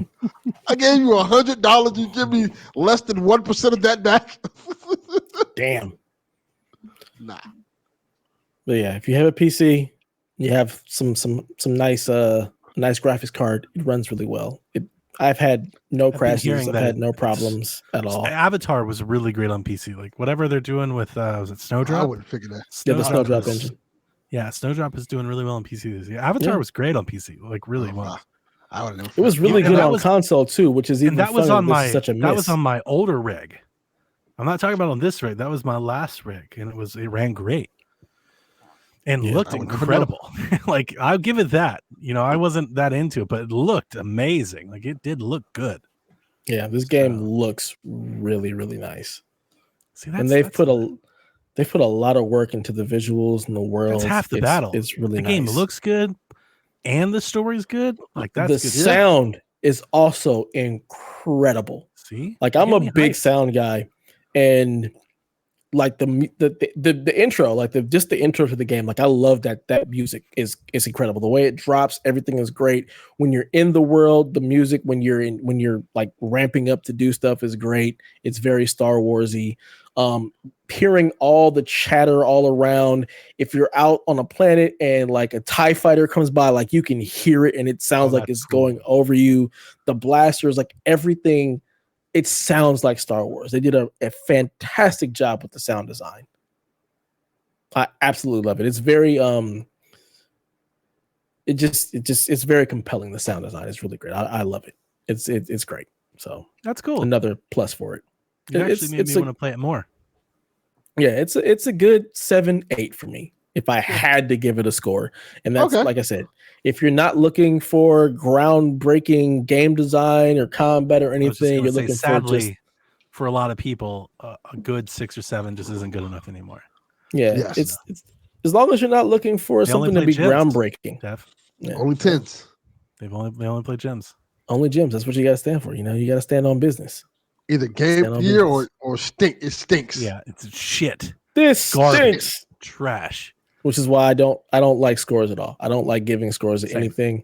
Play this game if you want to play a Star Wars game that is not doing anything major in the combat, but has characters that are fun, and a story that makes you want to see it through to the end. Yeah. Not all 7s are the same. Yeah. Some 7s are better than others. I agree. Yep. So, yeah. I'm enjoying it. I'm going to go back to it. We'll see it through. Good deal. So thank you, Ubisoft, for providing us with that code. We appreciate you. Yeah. Ubisoft partners. Next time, send like 2. Maybe 3. Yeah, that's not going to happen. You'd be lucky you got this one. They did give us the crew. So like we've been on a decent little run here with them. Yeah, we have. And I like the crew a lot. I wish more people played it. Like as much as I championed and campaigned for it, very few people went hands on with it. I know Josh didn't like it. And it sounds like I don't want to speak for him, but that was my recollection when he talked about it. I think if you're a PlayStation gamer and you look at something like Forza Horizon and you're like, I wish I could have some of that, I always tell them, like, you've got to pick up Crew Motorfest because it's every bit as good in my opinion. I love it. I think it's great. So, news time or anything? Delvin, you got any games or anything you want to talk about? I got no. We get to that news. I watched AEW today. I saw a little. I was watching some of it. It's pretty bad. I didn't watch it. I only saw the Hangman Swerve segment. I watched the Hangman match, and I watched Moxley come back, and I watched something off. The vibe was weird. I don't know where they are, but it seemed very small, and it had like a small crowd feeling. You know, it had like a TNA feel. So Mox came out, and he's like doing this promo that you felt like should have like a big reaction, but it didn't. It was like it was off, especially coming off. He's been gone for a while. Especially coming off of like, that's what I'm saying. He's been gone. He comes out to like no cheer. It's not loud. Coming off of Wembley. Yeah. And I'm like, yo, this is odd. And Wembley was a good show. It was a bad decision to have this be that next show. Like, I like this shouldn't have been the place they had the next show at. You know, like they should have been somewhere, I think, bigger because it felt small. I didn't watch it. I just saw it because I don't like watching wrestling if I know I have something to do. Because then I have to stop what I'm doing. Let me know what you think. Because I'm not saying like I'd love to know if you're like, yeah, you just don't get it. I'm open to that. But let me know what you think. Because I watched for about 30 minutes and I was like, I'm gonna turn this off. Because I was like, I'm having like this is a bad experience. Yeah. So I'm gonna watch it. I'll watch it probably in the morning before I go to work. Yeah, because I bought cable for football, so I've got cable television for the next couple months. I might be getting rid of cable. I can buy some stuff now. Well, I'll tell you this before you do: it's getting increasingly harder and harder to watch it without it. Like they are cracking down and really, really taking it places. You gotta have so many damn apps and so many different stuff you just can't get. A TV package. I don't know if you guys listen to Cadillac yet, but I talked about how I got a VPN. Yeah. And I found out I can get AEW Plus. Yeah, you can. There's a lot of things like that you can do. They don't have that in the States, so I can just watch Dynamite on there. Yeah, Stream East, baby. Yeah, if you want to jump through all those hoops, you can do that with a VPN. That's good stuff. Yeah, like so I might not need cable anymore. I was going to cancel all that stuff for Venue. Right? I talked about that. I was really excited for Venue. The court gave Venue an injunction, so they're not going to launch. I don't even know if they're ever going to be a thing now. So I canceled the Disney Plus bundle, which was $20 a month. I canceled my F1 subscription, which is $15 a month. And I picked up Sling, which is $55 a month. But if you factor in I was already paying $30 a month. It's like an extra $20, and I can at least I have Fox and I have ESPN and all the stuff, so I can at least watch those things. I'm looking like this. Raw is going to Netflix very soon. Well, yeah, I only do it because of football. Once football's over, it's over. So if Raw's on Netflix and I got AEW Plus, You're good. and I can watch SpongeBob on Paramount Plus. AEW is supposed to have their. Where's this TV deal of theirs? It's coming really soon. I was for sure that they would just be rolled into Max or something, that there'd be a streaming element. I think that's happening really soon. Well, like your boy Tony keeps talking about how big it is. Bish is calling his bluff. He's like, yeah, it's not very good. I'm interested to see where this falls. For what I've heard, it's at least double what they get now. At least double, which is it's going to make them immediately profitable. Okay. So that's good. That means we ain't got to worry about them going away. That is good. That is a good thing. Yeah. In the news, which we don't have much of, so the show shouldn't be super long. IGN had an interview with Konami's Akamura, and they asked him about the often rumored Metal Gear Solid Collection Volume 2, and whether or not we might include the PlayStation 3 Metal Gear Solid 4. To which he had the following response, and I read a quote. We definitely are aware of this situation with Metal Gear Solid 4. Unfortunately, we can't say too much about that at the moment. With Volume 1 containing Metal Gear Solid 1 through 3, ... you can probably connect the dots. That was his answer to the question. Folks may remember when we were talking about this before Volume 1 launched, that data miners on the website had references to a Volume 2 collection, and that it supposedly at the time would include Metal Gear Solid 4, 5, and Peace Walker. So, Tokyo Game Show's in a month. Game Awards at the end of the year. We don't know anything about Metal Gear Solid Delta. It seems like, from recent quotes, it does seem like that game is going to launch this year, which I've kind of written off for a while because it went so silent and we went so long without any date. I was like, this must not be coming out this year. But they recently were like, yeah, it'll be announced. They said something, it was like a quote, it's like, you'll be able to experience it later this year, which makes me think that Delta will probably get dated at Tokyo Game Show. Yeah, I guess there was a big preview event for it, yeah? Yeah, there was. A lot of people just went hands-on this week on it, I read the previews. I wouldn't call them mixed. They're almost all positive, but there are some people that are like, I wish they did more. It's a very faithful remake. Like, it is almost a one-to-one. I love again, so many times you can't win, right? So many people, I think, would have been furious if they changed anything. Yeah. If they had changed, apparently people were really mad about the Twin Stakes version. If they had changed one Gear thing without Kojima's involvement, people would have lost their ever-loving fucking minds. And then they make the best version that this game has ever been, and people are like, it's the same game. They should have done more. It's like, come on, guys. Well, y'all wanted the same game. Right. Gamers are fickle. We don't know. We can't fickle. be happy. We don't know how to just be joyous. Be happy. Right. But yeah, so I think that's coming this year. And if I had to guess, it's late. Maybe it's like December. The reason why we haven't heard a date is because it debuted at the Xbox show, but it's not going to make Xbox at launch. It's only going to be on PlayStation. So they had to delay as far as they could. Wow. Hey, I don't care where it is. I just want to play it. I don't give a fuck. So yeah, be on the lookout for Delta's date, and then maybe an announcement for Volume 2, which I would expect next year. Oh, when does Silent Hill come out? At the end of the month. Wow, that fast. Yeah. Oh yeah. Fuck, I didn't even realize it had its review push last week, and a lot of people loved it. By the way, they played like 2 hours of it, and they were like, "It's great." I was like, "Yeah." Johnny come lately. People have been shitting on Bloober for like 18 months. Like, man, let them cook. Give them a minute. I like Bloober Team. I feel like I go to bat for them. I don't know why they get so much shit.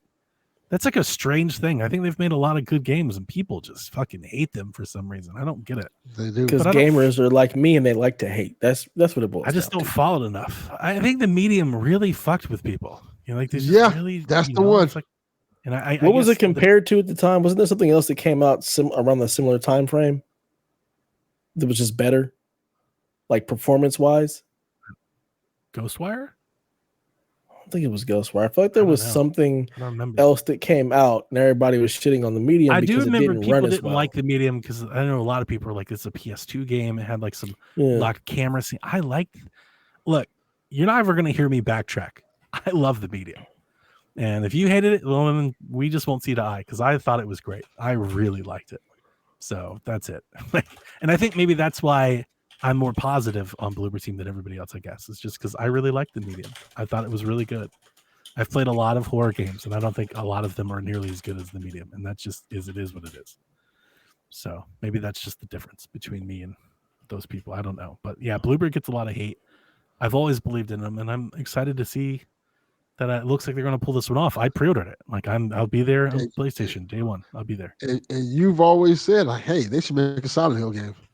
Yeah, they should, because that's what, when you play the medium, you're like, yeah, this is the people that should do this. Did you see the Silent Hill controllers that they're selling? No, I have not. They're selling custom Silent Hill controllers at GameStop. It's a GameStop exclusive. They say they're PC controllers. It looks like an Xbox controller, but they have like their own custom face, and it looks awesome. Like I'm struggling not to pre-order one.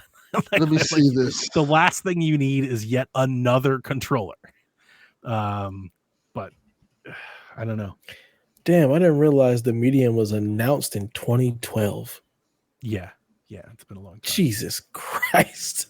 So my thing was Bloober did the Blair Witch game, which I did not like as much. Kevin liked that one a lot. I didn't like the Blair Witch. I like that one. I think the medium is a much better game. That's kind of when the medium came out and I played it, I was like, oh, this is way better than Blair Witch. Blair Witch I thought was okay. That's the difference. I was like, it's all right. It's an average game. The medium, I was like, is better than that. And I'm hoping Silent Hill is the best of that, right? I would kind of go like Silent Hill. If Silent Hill's a 9, the medium's a 7, and then Blair Witch is like a 5. But you liked Blair Witch more than that? I don't know. I enjoyed my time, but I did not finish it. Yeah, Somebody spoiled the ending for me, and that got me mad. Oh, really? Like you, I didn't finish it either. Anyway, Square Enix's and Final Fantasy's Yoshida did an interview this week where he talked to Eurogamer, and he had this quote to say. So with Final Fantasy 14 as a starting point, we do want to see more Square Enix games on Xbox, and there will be more of our titles released on Xbox. So I hope players will look forward to future things to come on that platform. Again, another statement said in the wake of Tokyo Game Show, which is about a month away. So there's lots of rumors swirling around Final Fantasy and Xbox, right? The PC version just released of 16. So you have to think maybe that's out there. Maybe Final Fantasy 7 is out there. The Final Fantasy people are excited about Final Fantasy showing up to Xbox, I guess. It should be there. You would think by now, especially if you're one of those folks waiting on 7. Good Lord, has it been? I blame the like 8 years or something? Like, come on. Just give them Final Fantasy. They need to win. Like at this point, why would you even, if you've been waiting this long, like that's on you. Like you did this to yourself. I mean, there's people who are like, I'm only going to get this one console. I'm not going to play the PC or the PS5 route. If you cared that much about Final Fantasy, why did you pick that console to begin with? Yeah. People make dumb decisions. That is true. That's true. But apparently Xbox might be getting some Final Fantasy announcements, and apparently that's supposed to be a big deal. I remember when 14 happened. There was a very funny moment. As much as I love Ryan and miss Ryan on the Xbox Drive a lot. Did you guys ever see that when Final Fantasy 14 was announced? I was podcasting with Sean, and Ryan recorded his reactions to Final Fantasy 14, and he's a huge fan. So we're watching Ryan's reaction to Final Fantasy 14 be announced for Xbox, and the whole time I'm shitting on it, live in real time, because he's not on the show. He's sending it in pre-recorded. Good man. He's like, guys, this is the Final Fantasy 14, and I was like, so what? Good job. I appreciate haven't you that. played this already anywhere else? If you're there is a and I'm not to say this for Ryan. Ryan is legit a Final Fantasy guy, so this isn't aimed at him at all. Yes, it is. There is like this deep desire amongst like Xbox personas, like influencers, I guess, for lack of a term. You know what I'm talking about? Like the people that have like the popular Twitters and podcast YouTube channels for Xbox. There's a deep desire amongst those people to have Final Fantasy.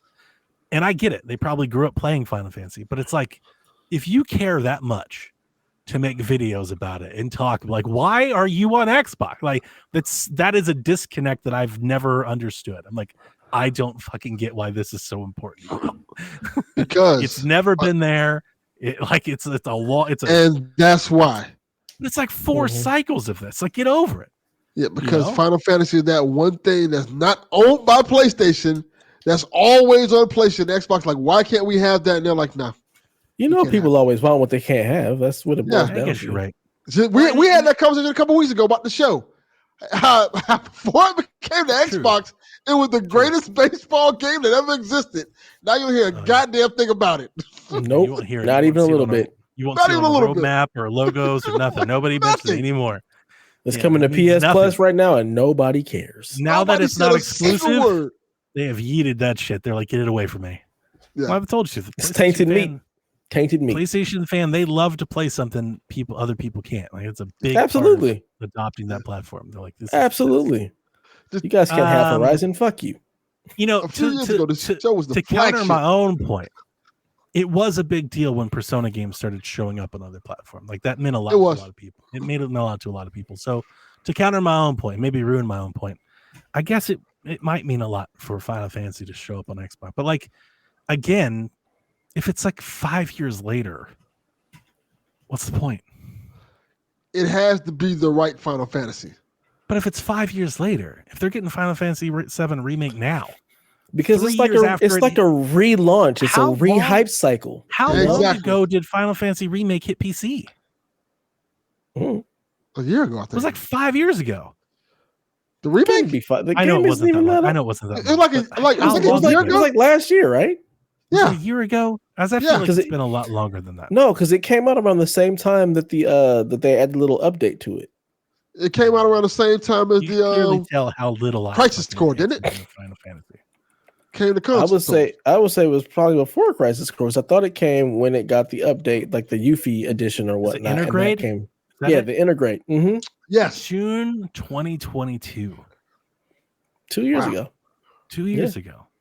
Yeah. So it's like, not only could you have played it however many years ago, 6 years, when did it come to play? However many of the years ago that was. You could have played it 2 years ago on PC, and it's like, you're excited about it coming to Xbox now? Like, come on. I mean, these are your Xbox loyalists that are just waiting for just a drip of the Final Fantasy. You know, just you might be right. Please, sir, please give me another, just a little bit. Yeah. It's just like in my head, and I'm not trying to shit on those people, and I'm not trying to shit on Xbox. In my head, all I'm doing is all I can do is portray how I think about it. If I cared that much about a game, I'd have a system that can play it. That's all. If literally, like, what did I say? What did I say for years? If fucking they make an Astrobot game, what did I say? Get in the PlayStation. I'd have a PlayStation. Because you know why? Because I love the game. Like, waiting out on a game that you love for some console shit doesn't make any sense to me. Fucking get something that can play the game you love. Like that. I mean, it could also just be a financial thing where it's like, I can only afford one. Yeah, you're right. And you're right. This has most of what I really want to play. There's this one other thing that I'm just hoping. It's just not how it comes over. Works. It's just not how my brain works. Look, I'd buy an iPad for a game. I'd buy like whatever. If there's a game, 37 different ROG allies that can trade them through. If there's a game I really want to play, I'll get something to play it. I'm not gonna just like, well, I'll wait 6 years for it to show up. Look, it's like that's all I gotta say is this: Xbox fans, y'all had Blue Dragon and Lost Odyssey and ain't pay no attention to them shits. Those are beloved games in the Xbox. Those are great games.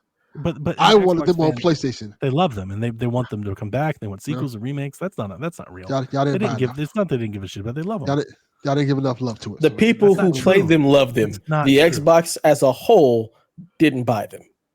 Correct. I don't think though. I don't think that's true. How well did they sell? Especially in the market that they were actually geared at. Well, I mean, do they outsell Gears? No, but how many do? No. I mean, like, did they sell well in like the Japanese market where they were really Oh, trying to capture customers? That I don't know. Yeah, Yes. that I don't know. I can't. And I think Blue Dragon was dope as fuck. And Lost Outlaws, 2 dope ass games that. And I don't. So like, I feel like I'm Xbox gamer because I don't give a shit. I remember when they did that. I was like, yeah, I don't care. It's not why I bought this. And I'm gonna say something. I didn't buy this for this. And I will say to this like, day, if to I this wanted day, to do that, I would do that. if both those games were on PlayStation, those franchises will still be going. See you, Tara. You're probably right. They still be going right now. We Yeah, of have course, Blue because- Dragon 37. Yeah, because there's been no PlayStation RPG that that went away and has never been remade and not Delvin, what are you talking about? There's like 80 franchises in that same vein that just disappeared. I don't think that's true at all. It's 100% true. No, it's not. Games of that caliber, those are good. That caliber, like Shenmue. Shenmue brought got it back. 3. They brought got it 3 back. games. Yeah. And How did that go? It still came back. It went well Okay. enough to get a 3. 3. Okay. Blue Dragon didn't get 2. You got 3 entries. That's something. Agree to disagree. PlayStation has hiked the price of the PS5 in Japan Of course they by did. about $90 US. It's not just the console either this time. They've actually raised the price on everything. So their controllers have gone up. The PlayStation Portal has gone up. PSVR 2 costs more money today than it did yesterday. This is all being attributed to the value of the yen versus the dollar at the moment. That's like the big attribution, as everybody keeps pointing at. But this is, I think, the 3rd time they've raised the price. But also, I read today, and I think this is maybe a more important factor because it's not just the currency conversion, because the yen is actually rebounding. If you look up most things in the last month, the yen is actually making comeback because the yen has been fluctuating a lot all year. So I think it would be very short-sighted to be like, oh, it's just because of the yen. I think a more important factor, maybe, I read this on Reddit. Reddit said that they're having a lot of trouble in Japan from other countries buying consoles in Japan because they're cheaper and then reselling them in other territories. And the people are buying the stock like by the truckload. So like China is just buying truckloads of PS5s in Japan because it's cheaper to buy them there than buy them in China. And then they bring them into China and then resell them for profit. So PlayStation is trying to cost correct to make sure that they're getting their money up front versus losing it on the back end in other territories, which I think might be more at play here than other things. This is some bullshit. Yeah. I don't care how it goes down. It's some bullshit. This console is 4 years old. The price is not It's just supposed gone to up. go up. It's just going up. It's and not up even like and it's up and up and up. they're treating it like it's a rare retro console and they just keep going up in price. This is bullshit. Y'all keep letting PlayStation slide our ass. The price has to go up. Hey, wait Bitch, till Xbox please. leaves. Wait till Xbox leaves. You think about what that might do when the console in other territories. I've been saying that. Let Back them to go. the $600 console. Oh well, I It'll be shared a 800. funny. I shared They an gonna be image that I like- thought was funny in Discord, where this one user in Japan posted a picture of what the PlayStation 5 equates to in switches. So it was like the PlayStation 5 digital is like you could get 2 Switch OLEDs and a Joy-Con, and you could get like 6 Switch lights in a pair of Joy. I was like, holy shit. This is the funniest shit I've ever seen. Because it's one thing to be like, oh, it's cost conversion, it's only $500, the yen. When you put it in those terms, it's like you can have one of these or 3 of those. You're like, oh God. You can buy a whole school full of switches. Like, I can get your school switches. Because then it's like it's more about your buying power. It's not so much about the current. And I didn't like that. Like, I'm not trying to act like I fucking know what the yen versus the dollar versus the pound is and all that sterling. I don't give a shit. But it does matter. I think it does matter, especially in Japan, where something like the Switch is very viable, very attainable. Like if you can play Persona and Final Fantasy and shit on it, and you can buy 2 of them versus a PS5, like that's real. That matters. You can't buy 2 Switches for a PS5 here. Like that's not the same. Those aren't equivalent. Doesn't matter. It doesn't have Final Fantasy. That's right. Final Fantasy. Well, it does. It does have Final Fantasy. The Switch? It does. Yeah. Yeah. It's got 14. 15. It's got 7. It got a Crisis bunch of Core. Final Fantasies. Huh? Crisis Core is on Switch. Crisis Core. That's not the Final Yeah. Fantasy you want. It's got the PS2 7, I think. It's got like the old one. Yeah, that It does. That's, It has that one that's too. Hey, it's That's- got it. You said it doesn't have it. It does. That is- It doesn't You can have that fucking ridiculous play it. collection. That's like $1,000, like $200. There are a lot of Final Fantasy. all the Nintendo Final Fantasies is what it has. Because when it was announced, I was making so much fun of it, and Rebecca gets mad at me, but she doesn't like my Final Fantasy slander at all. She's like, "We like Final Fantasy." I was like, "No, the fuck, we don't." It's like $200. It's got Final Fantasy the Pixel remaster. It's got Final Fantasy 7. It has Final Fantasy 7 remastered.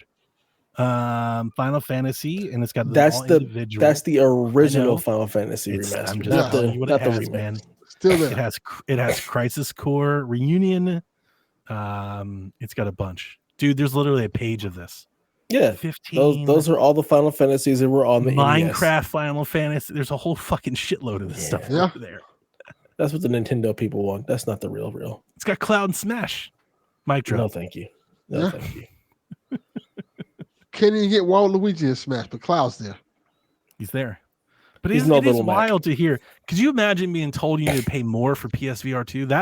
That rocked me. I was like, no That's way. insulting. No way they raised the price of PSVR 2. These bitches are really bold. Like if I was a store, I would throw that shit out on the street. Like, y'all need to come get your shit. This is absolutely not. Oh, well, that's wild. The Portal is up to $240 US equivalent. Portal's Controller's worth it. $80. So Portal's good. yeah, the Portal took off. It really did. I think. Yeah. Do you think they'll get like I think that's going to be like the Black Friday thing. I don't know what they're going to do with the Pro, but I think you're going to get a Portal for like $150 Black Friday. Oh, that's a good price. Yeah, I think they're going to start to bring that down a little bit. If Portal's $150 for Black Friday, my son may get one for Christmas. I wonder if they bundle them. I wonder if you That'd be can good get too. like a $550 PS5 plus Portal bundle or something. That'd be good. It'd move, right? Like a digital edition. Buy a PlayStation 5 digital and get like a Portal for $100. I can see something like that happening. Yeah. The overhead on a Portal has to be enormous. Like the margin on that thing has got to be through the roof. Yeah. It can't cost that much to make it. Like even with shipping and marketing, like they've just got to be like that's got to be one of their highest margin sellers, I think. So that was a good move by them. Very good. Speaking of PlayStation accessories, they launched the PlayStation Accessories app on PC, which now allows you to customize your settings and update your firmware for your PlayStation controllers directly on PC, which means you can bring the PlayStation Edge controller to PC and take all the advantage of the console that you could on PC. I love that which they is- act like they launched a new app. No, they updated the already existing firmware app. which was in the firmware app, right? But now it has was just new an update. functionality and stuff. Yeah, you can now adjust your edge.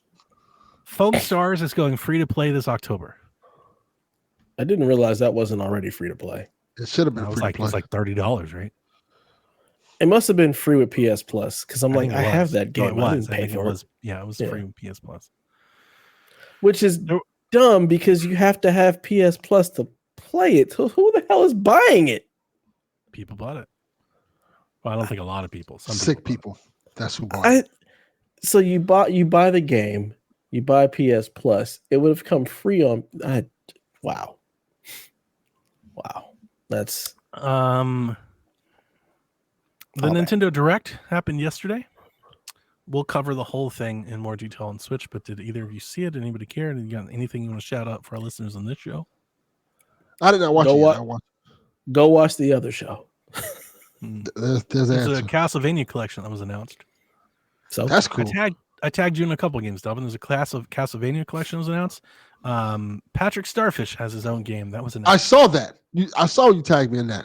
Yeah, SpongeBob got his own game. Hopefully not based off that whack ass Patrick Star show. It's like an open world physics adventure game. Okay. Looks good. Doesn't look like some game mill stuff. Looks good. I'm gonna check that out. Well, I'm definitely. It was not my opinion. Like, we'll hear what Rebecca has to say, and I didn't think it was a good direct at all. I also was like my expectations were probably about as low as they could Yeah, possibly but get. didn't we say on Shaq like, oh, I don't know what to expect for something like this? Yeah, like the sheer idea. So Nintendo has a couple branding, just like PlayStation, right? You have the showcase, you have the state of play. They mean different things. Nintendo has some of these things too, right? Nintendo has an indie direct, indie showcase, show world, whatever they call it. And then they have partner directs, which is like their third party thing. So for this direct, it was announced the day before, so very short window. And what they said was it's both. They're like, this is a combined indie and partner. You know what that means to me? This is a bunch of shit we shoved together because we didn't think we had enough for them to stand on their own. And that's what the direct was. It was like 40 games. There was a shit ton of games announced. Not many of them consequential, I think, for most people. I don't think anybody's going to buy more than maybe 3 games out of that thing. Yeah. But there were a couple. There were notable things that I like. I'm definitely picking up the Castlevania game. The Castlevania collection is all the DS games. And that's cool. I never played that. And I'm kind of stepping on Shaq's toes here. So, but have you ever played Haunted Mansion? Haunted Mansion. I don't think I have. Haunted Mansion is an arcade game that predated Castlevania, but it's Castlevania. So they included that in the game. So the original arcade ROM for Haunted Mansion is in there, but then they have a Haunted Mansion like reimagined. It's like an updated graphics version of that old game. That's new. Well, that's cool. And so all of that is all in this bundle, and it's like $20. So it's pretty awesome. It's pretty cool.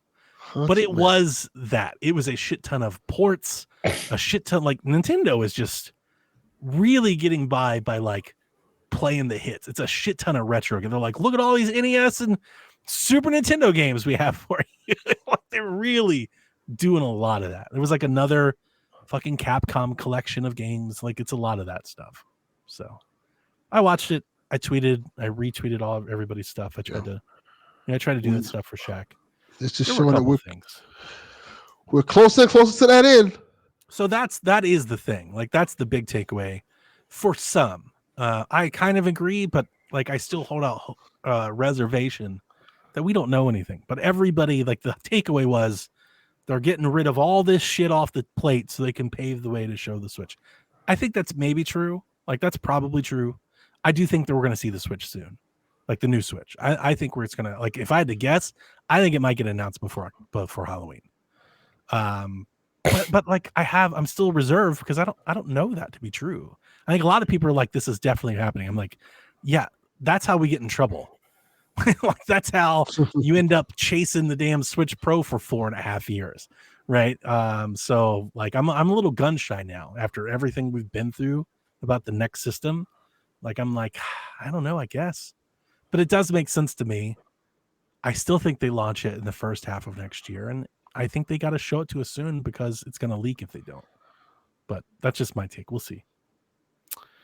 The Dead by Daylight spin-off game, The Casting of Frank Stone, got a free demo that's out now ahead of its launch next week.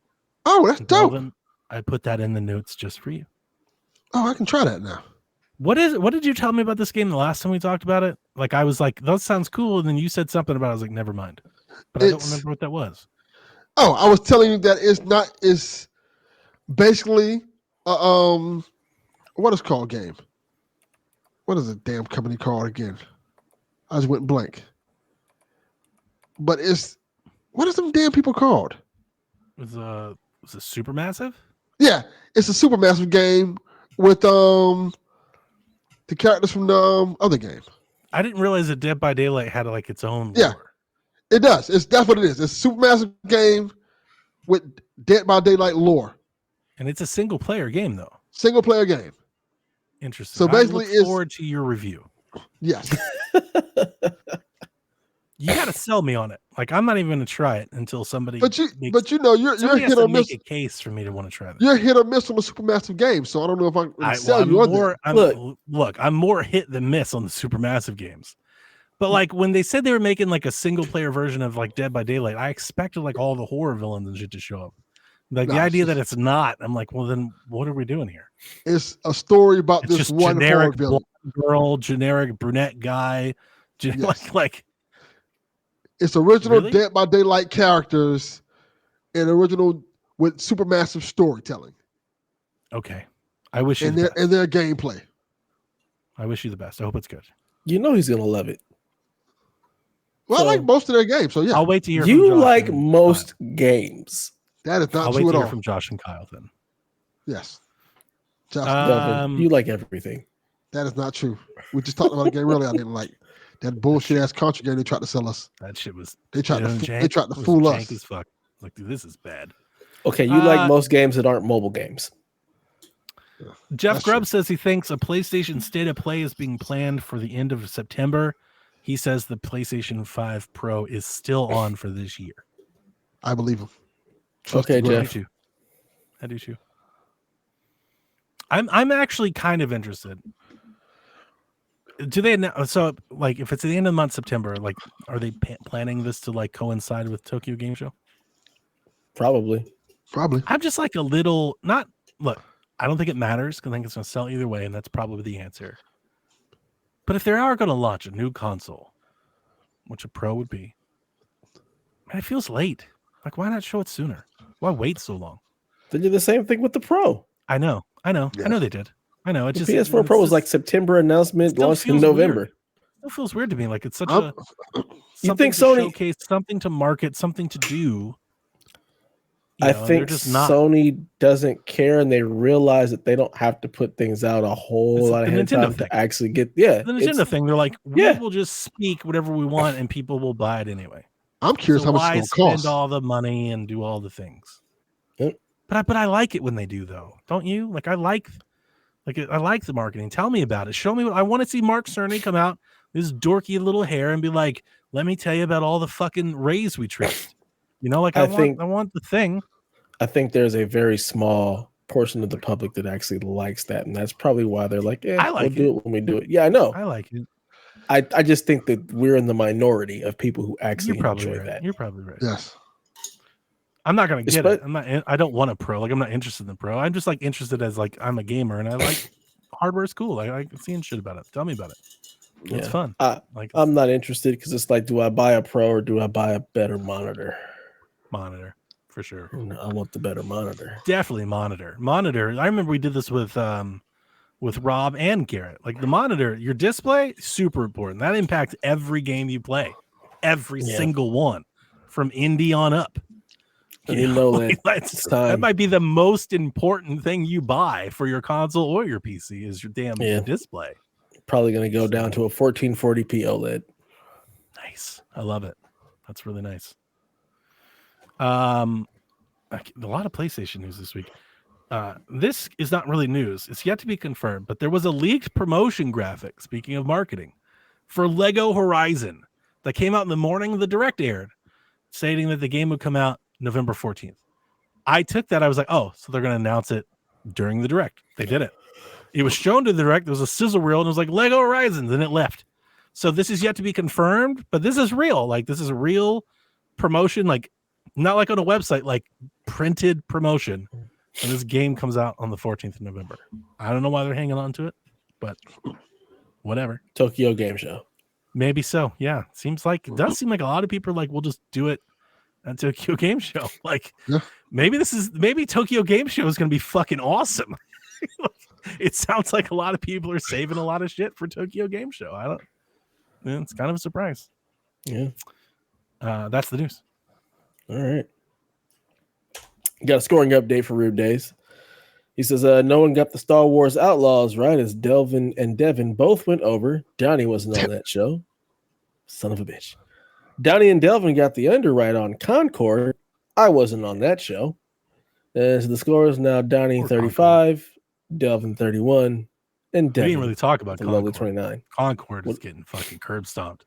Yeah. Like the people have it out for that game hard. Which I don't understand because everybody that I've seen who actually played it really enjoys it. Yeah, but that was the thing. Remember? Well, you don't remember because you weren't on. When that game was announced, I was on PSXP trying to defend that game. I was like, I don't understand why everybody's so fucking angry. The game looks pretty good. But it's one of those things. This is why marketing is important. Because the story on that game was wrote that day. And it sucks that people aren't going to play it and change their mind, but they're not. And like we've seen this happen before. For whatever reason, it got out into the zeitgeist that it was some copycat, soulless, whatever, and that is the story. That's what people ran with. and that sucks. I just didn't understand what the point was. Like, I'm like, are they all one crew that's fighting amongst themselves? Like, I just didn't understand it. But it looked cool. I have no desire Sound to like play you're it. getting sick, buddy. Yep. Getting the COVID. I have no idea. I just started sneezing, and it's really annoying. Yeah. It's also been windy out here, so sake, it could be allergies. Yeah, but you've been out in the school. You've been shaking hands. You've been around the folks. Oh, I have not been shaking hands. I don't do you're that. in the room, like, shaking hand and kissing babies. You're walking. I was by already people sniffly and stuff. way before that. Okay. I started sniffling. So you was This is passionate to them. Possibly. Even better. Possibly. Even better. Possibly. My wife was like, I don't understand how everybody in my house last week had COVID, and I skated through it. I understand how I did it, but they didn't. I know how. It's that 80s fucking blood you have in you. Just made you immune to everything. You're like a fucking X-Men. No, what it is my ability to hermit in my basement. People underestimate how much I like to be alone. Like, I still have yet to get isolate COVID. and distance. Don't fucking threaten me with a good time. I would love to go back to the pandemic lockdown. Oh, I had a I was blast. built for that. It was same. Me and my family, we enjoyed the hell out of it. I'd go back in a heartbeat.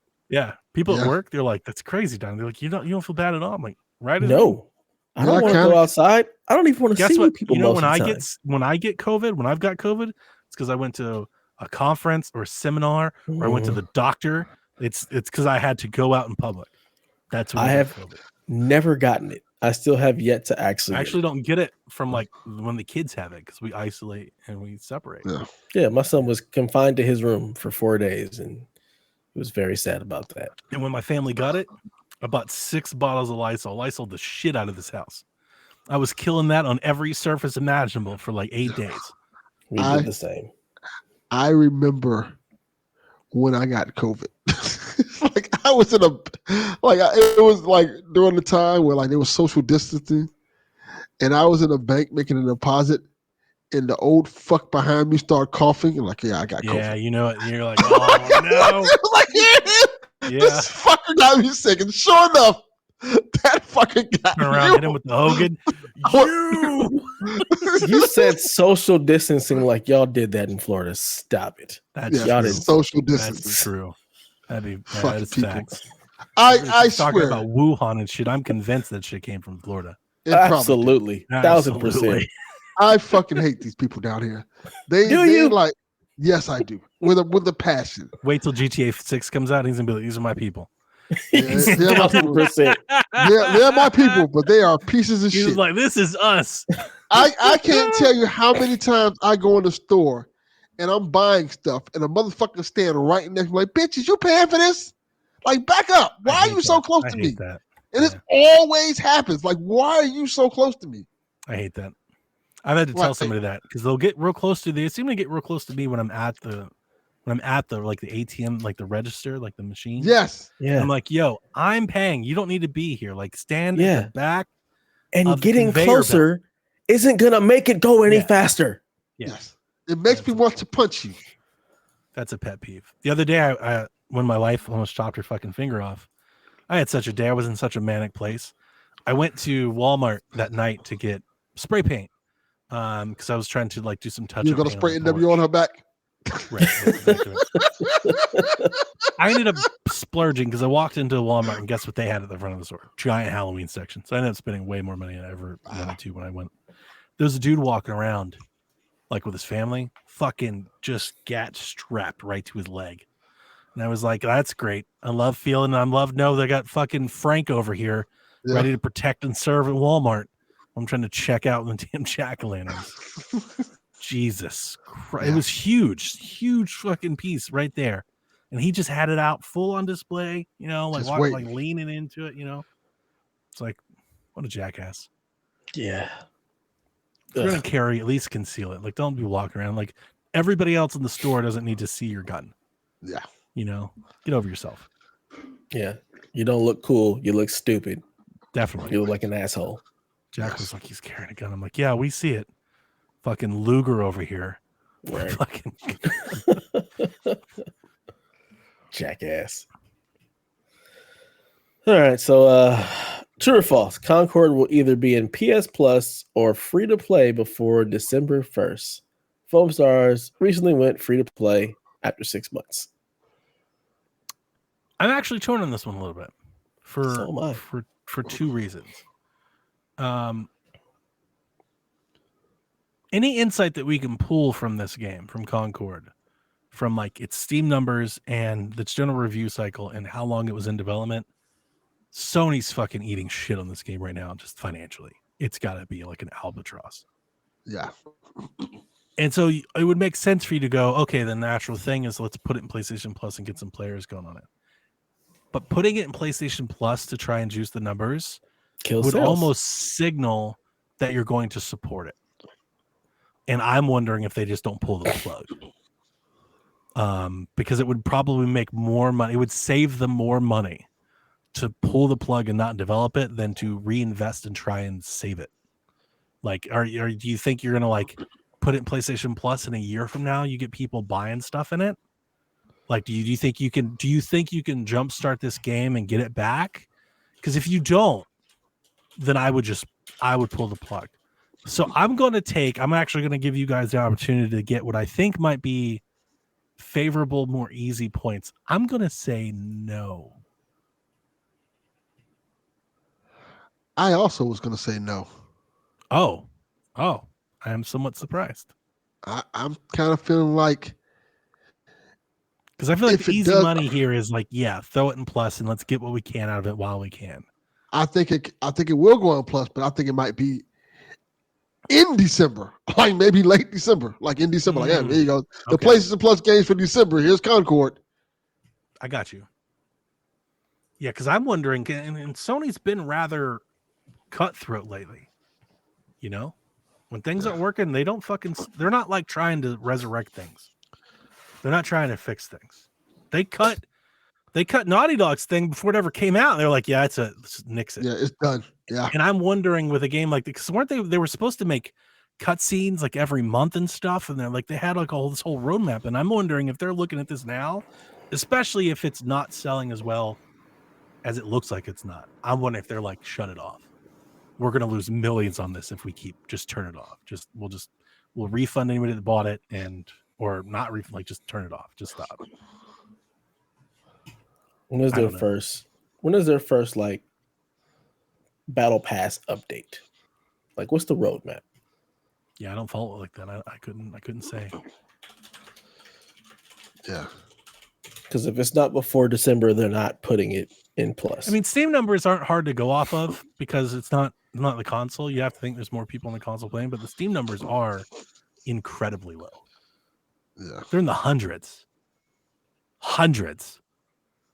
Like, I almost feel like any publisher of merit puts a game on Steam, you get a couple thousand people play it just because. Hundreds? That's crazy low. I feel like we could make a game and get a few hundred people playing it. Yeah. It's like, damn. It was like 600. It was like, yikes. Yeah, 697 was the max. Oh, that's bad. That's real bad. For Sony, for PlayStation, for that brand, that's not good. So that's kind of where I'm going with yes, even though I don't believe it, just because that's a good counter pick. It's good. I'm counter picking everything. I'm down so many points. I just don't care at this point. I mean, I honestly think that's easy money because the easy play here is easily throw it in a Plus and let's try to get somebody playing it before it's too late. But here's the thing. I think it's too late. I think it might already be too late. Like it's probably already too late. I think so too. Yeah. We'll see. I'm rooting for them. Our True PlayStation folks, we had Stingray in the chat. I would say our PlayStation folks, like our PlayStation they enjoy it. People, they like it. They are. Again, I haven't seen anybody who's played the game say I don't like. You know what it reminds me of? Bleeding Edge. Yeah, that's what it reminds me of. Bleeding Edge came out on Xbox around launch, right? Like the series. I'm trying to see what 2020, March 24th, 2020. Ninja Theory made a multiplayer game that was all melee based, and by all accounts, that was actually like people that played it. It even reviewed pretty well. Like people like just nobody played it. Like it Yep. just found no audience, and it came and went and was gone before it could ever like really make an impact. And it was just weird. It was like super weird because the people that played it liked it. Even the reviewers, I wouldn't say they loved it, but they generally liked it. Like people generally was like, "This is fine." You know, much. They were more positive on it than Concord is right now, right? And yeah, it went nowhere, and that's kind of what this reminds me of. Yeah. Oh well. Shame. True or false? Switch 2 will get revealed this year. True. I believe it will. True. They got to start 100%. making it. That's the thing. That's the thing. You I don't keep have to coming back announce it to make it. No, they do, because once they start making it, it'll leak. It'll leak, and they've got to beat the leak. So I think they will announce it. I don't know if they're going to do it. I think the earliest they could do it is Tokyo Game Show. I think they could do it there. I don't think they will. I think they could tease it there. I don't think they will. But I got a feeling something about me. October seems right. I don't know. It's just a hunch. It's just like a gut feeling. They could wait till the Game Awards and Rebecca's been saying the whole time that they would wait until the new year, January. And I could see that too, especially if they're going to launch in like May or June. I could totally see it. But there's lots of rumors going around right now that they're ordering parts. There's like manifestos, displays, adapters, things that they're about to start manufacturing. Like it seems like all signals are pointing to they're about to start fucking piecing these things together. And I think before one person puts one of their hands together on one in a factory somewhere, I think they'll announce it. Delvin, what say you? Yeah, I was saying. I agree. I'm also going with false. Just, counter picking and also fuck the Switch. It can rot It's now. gonna be great. It's gonna be so much fun, though. Yeah. You gotta get there. You can have you on Shack. You come over, hang out with Rebecca and Delvin and I. Yeah. I'm good. No, thank you. Oh man, you get you a new Sonic game. I don't like Sonic. Get you a new Mario game, new Mario Kart game. No. Best damn Zelda Breath of the Wild you've ever seen. A very 60 violent, frames. Violent, ultra dark Link. I don't want you Astral Chain 2, baby. The game you've been waiting on. Astral Chain. Astral Chain is the shit. That sounds terrible. Get you some You're Fire just making Emblem. it worse. Oh, it's gonna be so good. Final Fantasy 7 integrate. Fucking what's up? I already have that. Don't have it a portable though. I don't like portables. I have the adult Nintendo console. It's called the PlayStation 5. It's the one for adults. Yeah. You guys can have your little child toy for the Switch. Enjoy it. I'm good. Wow. It'd be very fun. I'm excited. I'm very excited for like just new hardware. I think it's time. It'd be nice to get some more enthusiasm going into the gamer sphere because these consoles didn't do it and haven't done it for some time. It feels like everybody's ready to turn the page already. I agree. So are they? It'd be nice. I do think so. Yeah, I think a lot of folks are ready to. Are you, Delvin? You ready to buy a new PlayStation, new console? I don't think they gave me a reason to buy the first one. Honestly, like when in retrospect, like that's it more than anything. Yeah, like in retrospect, like I could have stayed at my PlayStation 4. I'd have been fine. Yeah. Like I think the next PlayStation, if it can deliver on all the things that this one did and the performance, then I think a lot of people will be excited again. I think that's the thing. I'll buy an OLED and a new graphics card. That's the hardware. Switch OLED. For. Hell yeah. Goddamn right. Yeah. Welcome back, Dev. Our brother in arms. I'm ready to leave. I'm quitting the show. I'm done. I'm fucking done here. More Switch questions. Over or under $398 for the Switch 2, assuming a price is revealed this year. Even if you guess false on it being revealed, you can still answer this question. Okay, so I have a question that I would like the Rude. I'm gonna give you the play on both, but I'd like the Rude to issue a ruling here. Okay. In the event that Nintendo splits a SKU and they offer a handheld only option and then an option with the dock, are we pricing? I'm pricing the full system, everything included, like the dock. Yeah, let's do the full system. The full system, then I'll take the over. But I throw that out there because based on like the rumors we've seen about the dock, I don't expect Nintendo to do this because it's not their MO. But I just keep floating out the possibility of could they do a system at a cheaper price and then a system with the dock at a more expensive price. I could see it. I don't think they're going to, but I could see it. But if we're talking the full money, I think it's going to be at least $400. It's going to be $399 or more. Okay. There's a lot of Nintendo fans out there hoping for $299 or $349, and I just think you're off your rockers, especially as the PlayStation, Xbox prices keep going up. And Ally's $800, fucking Steam Deck OLED $600. Like, there's no way. I think Nintendo's coming in at $300. Not a chance. Delvin? I don't want to agree, but I think he's right. Yeah. I think Stingray says, I can see 500 honestly, and that's where I come back to I could see a handheld only at $399 and then a handheld dock controller combo at $500. I could. I'm gonna say the dock and the console is $299. I don't think they want to go too high. The dock and the console is $399. Yeah, I think that's right. I think they want to go too high because kids do buy it. They know they're aware of their audience. They're like, all right, we can push it to $399. And it's going to be older tech. It's not going to be as great as the Ally. It's not going to be that good. It's not going to be that expensive because it's not going to have that latest chip. The chip that they're using is like fucking 4 years old already. Yeah. You know, like Nintendo knows what they're doing, but they also know if they make it $400, people are going to they'll literally sell them off the shelves. Like at $400, they won't be able to keep stock of them. So I dare say at $500, I bet they would sell out. Yeah, they probably do good at 500. Yeah. Yeah. At least for the first 20 million or so. Especially considering at the end of the day, it's like, hey, this is a hybrid console. You can play it at home or you can take it with you. I think there are 20 to 30 million diehard Nintendo fans that would buy it at almost any price. There are diehard Zelda and Mario fans that will just buy it. It's after that. And that's where Nintendo makes their money. Nintendo makes their money on, can we sell 100 million of these, not 20 million? Yeah. You know, so I think they'll be okay. But yeah, I agree with you. They're going to be affordable. Yeah.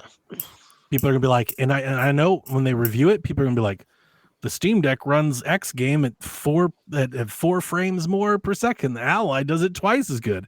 And Nintendo's be like, yeah, they're also twice as expensive.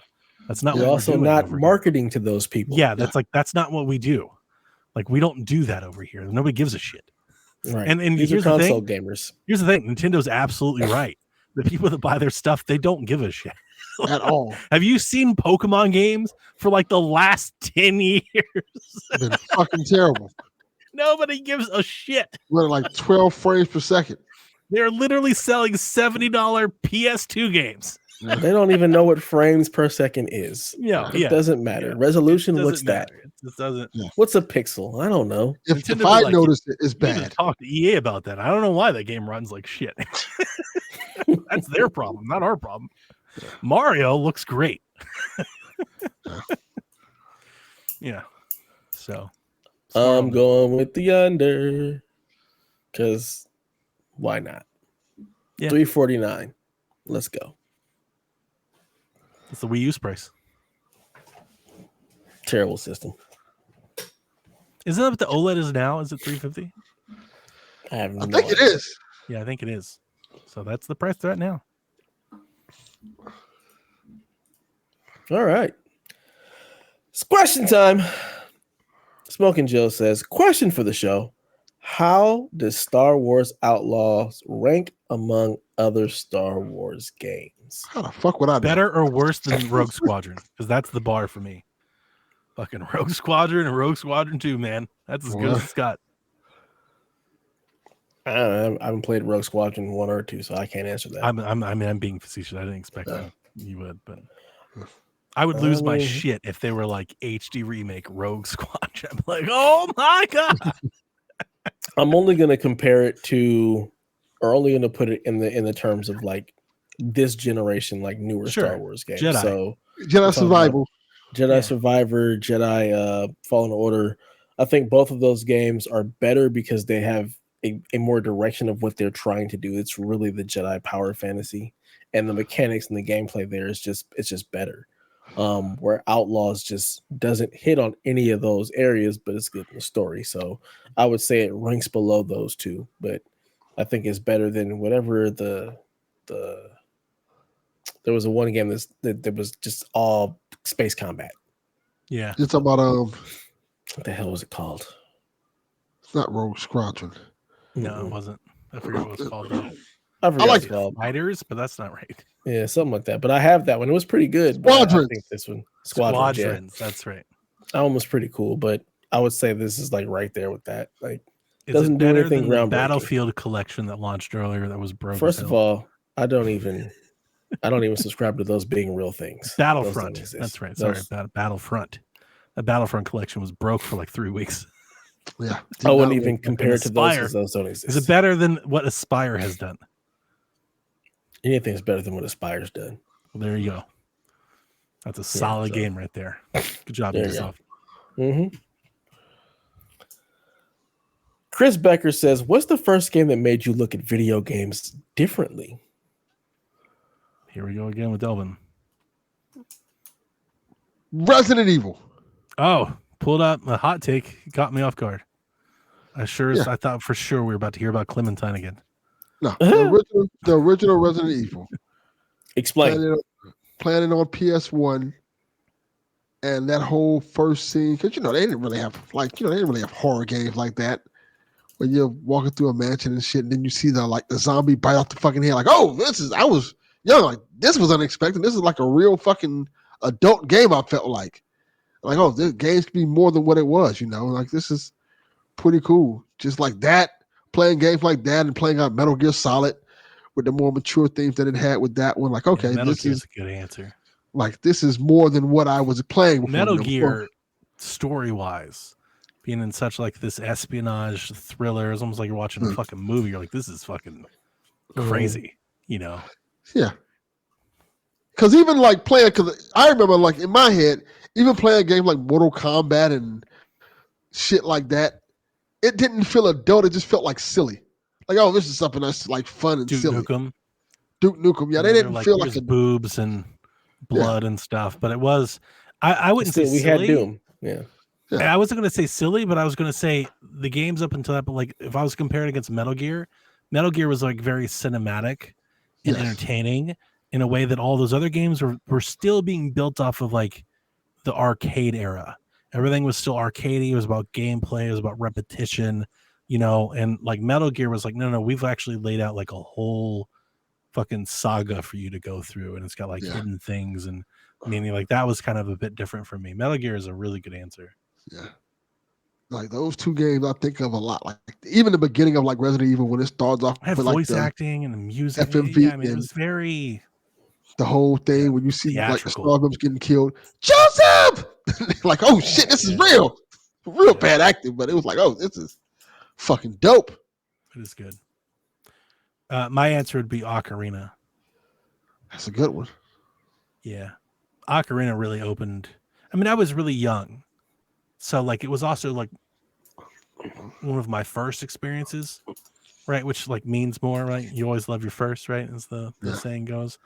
Ocarina really like blew my mind on like what games could be, to be like dropped in a world and not just dropped in a world, because there were lots of games that were like big at the time, like for its time that were big that you could run around in, but to have the world as connected and like as cohesive as Ocarina was, to do something in one place that would impact you later down the road with a different character in a different place because of that, like have it all tied together and the trading sequences and the NPCs and the time jump mechanic and being open world and all that, like that really, I can't tell you enough.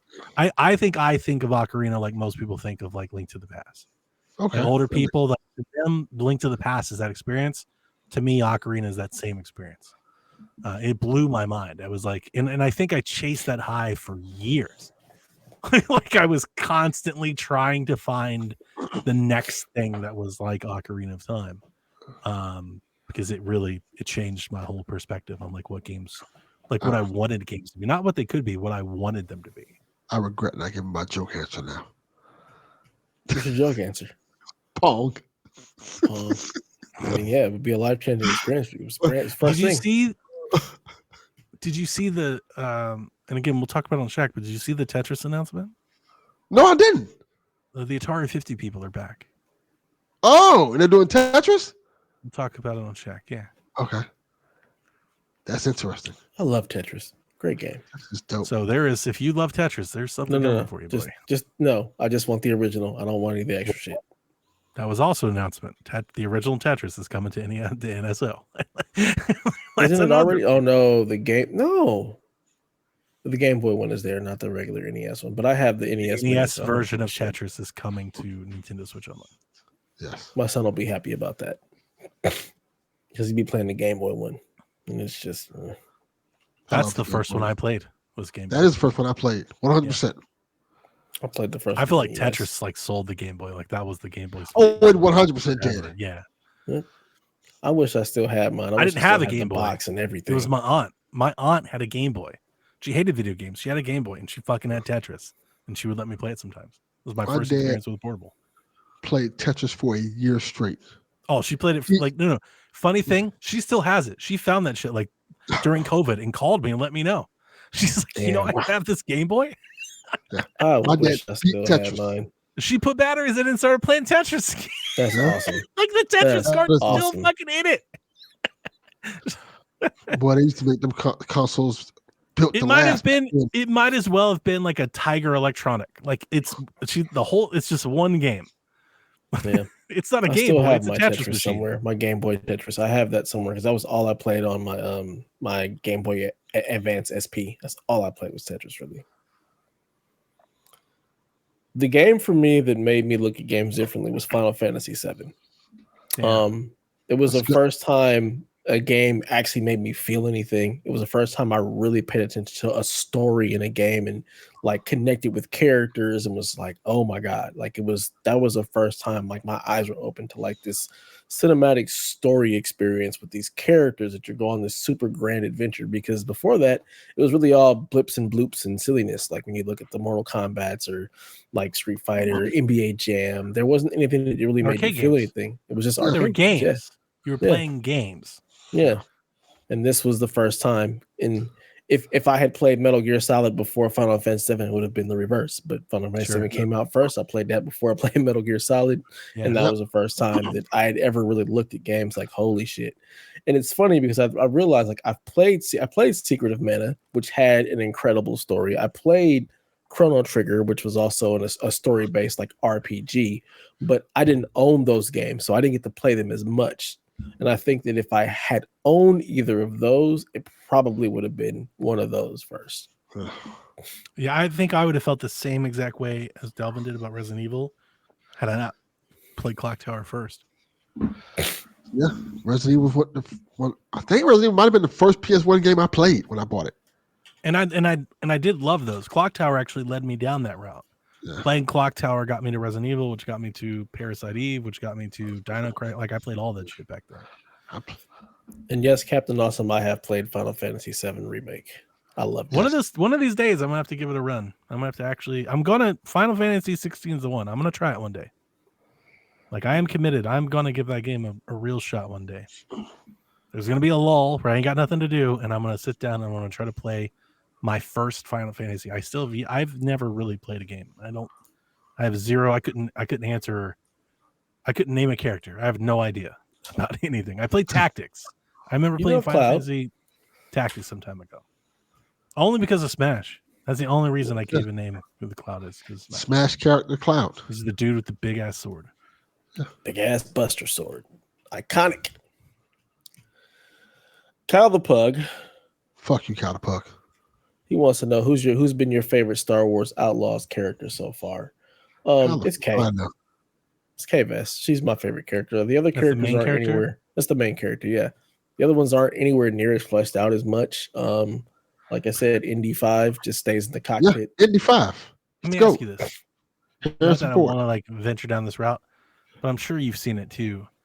There are a lot of people that are showing like screenshots of her character model that look weird. Mhm. Is Mhm. that in the game? Like, is Oh, that yeah. like it? Yeah. Okay. Like during Make gameplay, like some of the characters I look just weird. didn't know They if look like a they were lot like better in cutscenes. I didn't know if they were like taking her out of if they were like taken out of context. Taken out of context. Yeah. That No, happens a lot. especially if it's on the console. The console version looks like shit in a lot of Really? areas, especially if it's on performance mode. Like it just doesn't look great. Yeah. And we again, paid. these are all before any patches, so I think that's part of it. And there's definitely been some times where like the quality just kind of drops or whatnot, and it just doesn't look as good. But it looks a lot better like in the cutscenes or whatnot. Nice. We paid $500 to still get shitty looking character models. Want my goddamn money back, PS5. PlayStation's doing it. It's everybody else. Like Ratchet looks amazing. Like they're doing it. They're doing their thing. It ain't working. They It's get everybody else everybody on the else. same. Everybody Get everybody else. else on the same on board. It's Much fucking like up. Nintendo, you better talk to Ubisoft about Yeah, that. 'cause exactly. Ratchet Yeah, looks great. Mario looks fucking amazing today. Still Yeah. looks great. It does. Fucking Smash and the 60 frames looks incredible. Yeah. Very true. Yeah. Continuing Just don't with talk about Star that Wars Peach game, Outlaws though. stuff. That Peach Fuck game that didn't look Peach so game. great. Get out of here. Princess Peach Showtime. I'm still surprised that people are like, that's a good game. Do Nintendo folks think any games are bad on their system? It's not just them, the reviewers, like media. Reviews think That's the good. thing. They'll hammer Outlaws for everything that isn't and talk about how it's a 3 out of 10 and shit, and then they'll give Showtime like a 7. Yeah. It's like these are not comparable, man.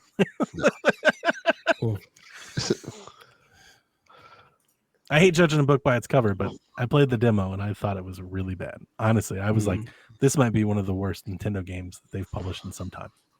Wow. People are hating on Donkey Kong versus Mario. I was like, shit, this is way better than that.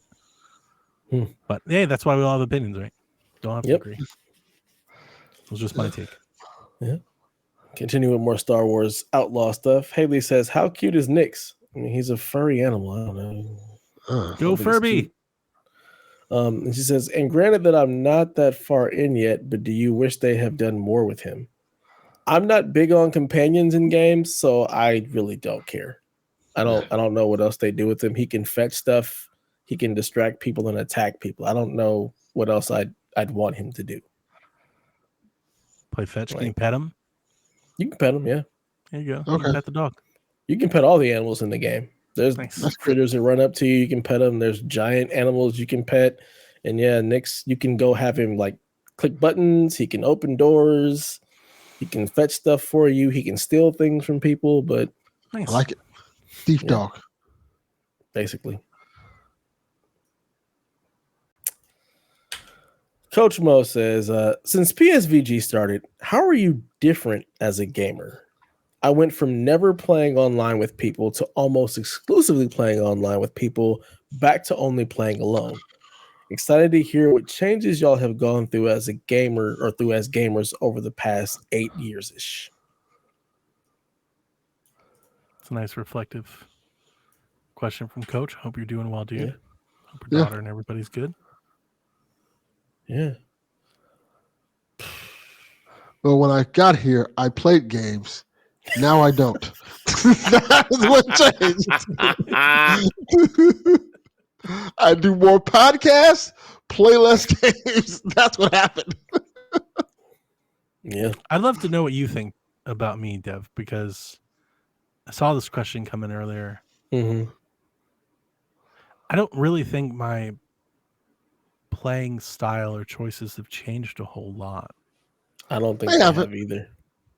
Yeah, I think you're I've very been much pretty- still the same. You like a lot of the same stuff. You like a variety of games. You like going back to old stuff. I don't think you as a gamer has really changed. I think if anything, you've even grown in the fact that you just want more. Like you're really, I think, honed into just like gaming. Like you love the medium. You love everything about gaming and you just continue on that path. I don't think anything about your habits have changed. You've just been even, I think, just more in love with the medium as it continues on. I feel like my opinion on gaming has softened a lot since when we first started. I think when we first started coming out of that era, I think I was harsher. I think maybe I was more of a severe critic back then. I've softened you on that. I've whittled that away.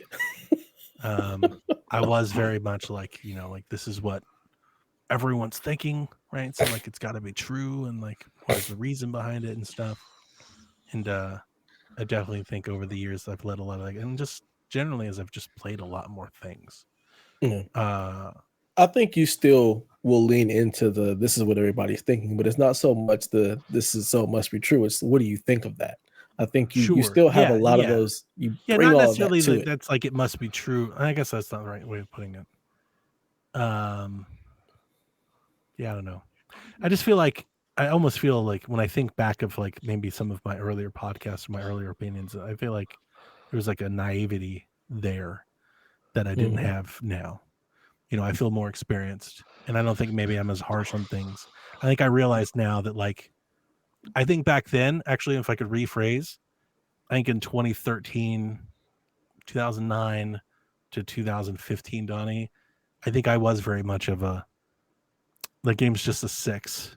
I don't need to play it, Mm. because they're better games to play. Because I Mhm. was choosier with where I was playing things. And I think over time, as I played more and more things, I'm like, yeah, this game is not the best game ever. But you know what? It's I'm fun. really liking it right now.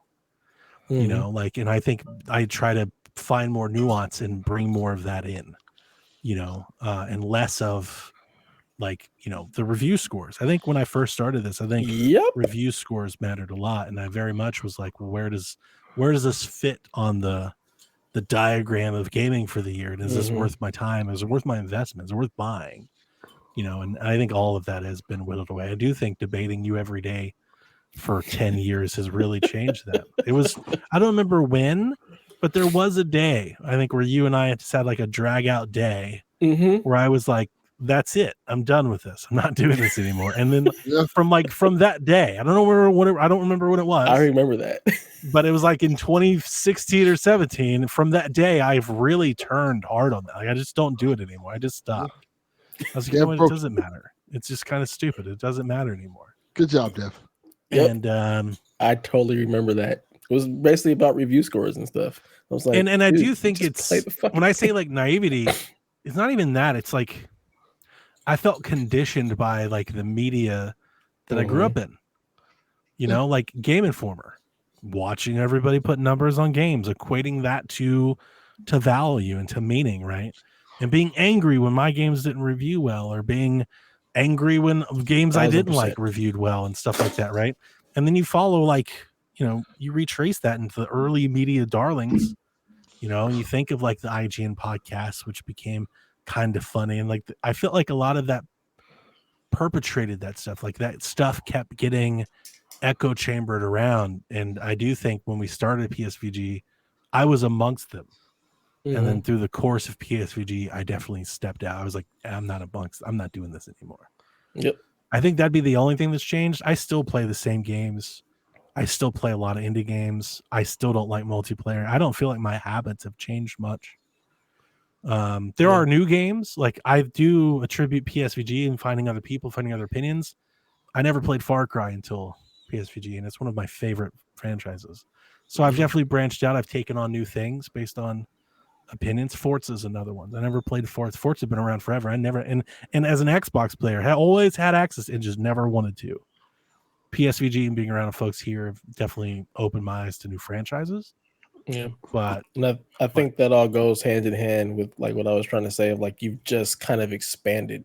Like you yeah, got away from like being so like caught up in it's a 6, it's not worth my time, to the point where it's more like this looks cool. I don't care about the score. If it looks cool, let me try it out. Like you've just yeah. kind of expanded Oh, in and like what you'll even then, actually before we try. started, I think I liked 6s. I think I just always argued that they weren't 6s. Yeah. And now I don't argue that they're not 6s. Now I'm like, oh, it's a 6.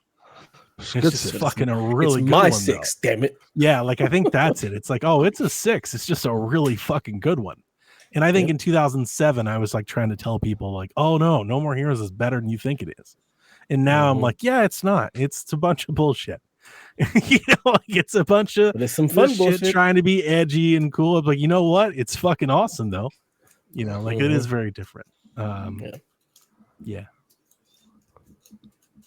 I think for me, I've just gotten even pickier. And I think a lot of that has to do with that's just definitely true.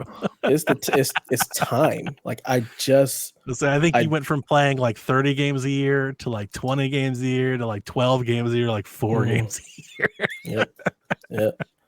I just don't have the time that I used to have to be able to just dive into stuff. So now I'm just really picky with what I play. I'm like, and I've realized if I don't get it day one, I didn't care about it that much, and I'm never gonna play it because I have so many games that just sat unplayed that I just never got around to, and I'm not I'm gonna go back and pick that up because I'm probably more interested in this. So I've just realized like I'm very, very picky with what I'm going to play because I am so limited on like the amount of time that I can put into stuff that I'm only going to pick up the stuff that I really know that I want to play. So I've just gotten very choosy. Like I know what I like. I know what I don't like. I can very easily say like I'm not going to like this game. I don't need to waste any time into it or put any time into it. And just pick and choose the things that I really know that I'm going to enjoy. And I can say that I haven't played anything in the last probably 5 years that I didn't like. So yeah. There you go. So it worked. Yeah. Great question, Mo. Yeah. I think I've grown a lot more as like a person than as a gamer. Yeah. I would hope we all have. You would hope. That would be the hope. Not everybody does that. Surprised at how little, some that is true. Grow. Not everybody, I feel like I'm so much more introspective today than I think I ever was then. Yeah. In order to grow, you have to be willing to listen to somebody else say some shit to you and really listen. I think if I was to go back and listen to any of our old stuff, I think I'd probably hate it.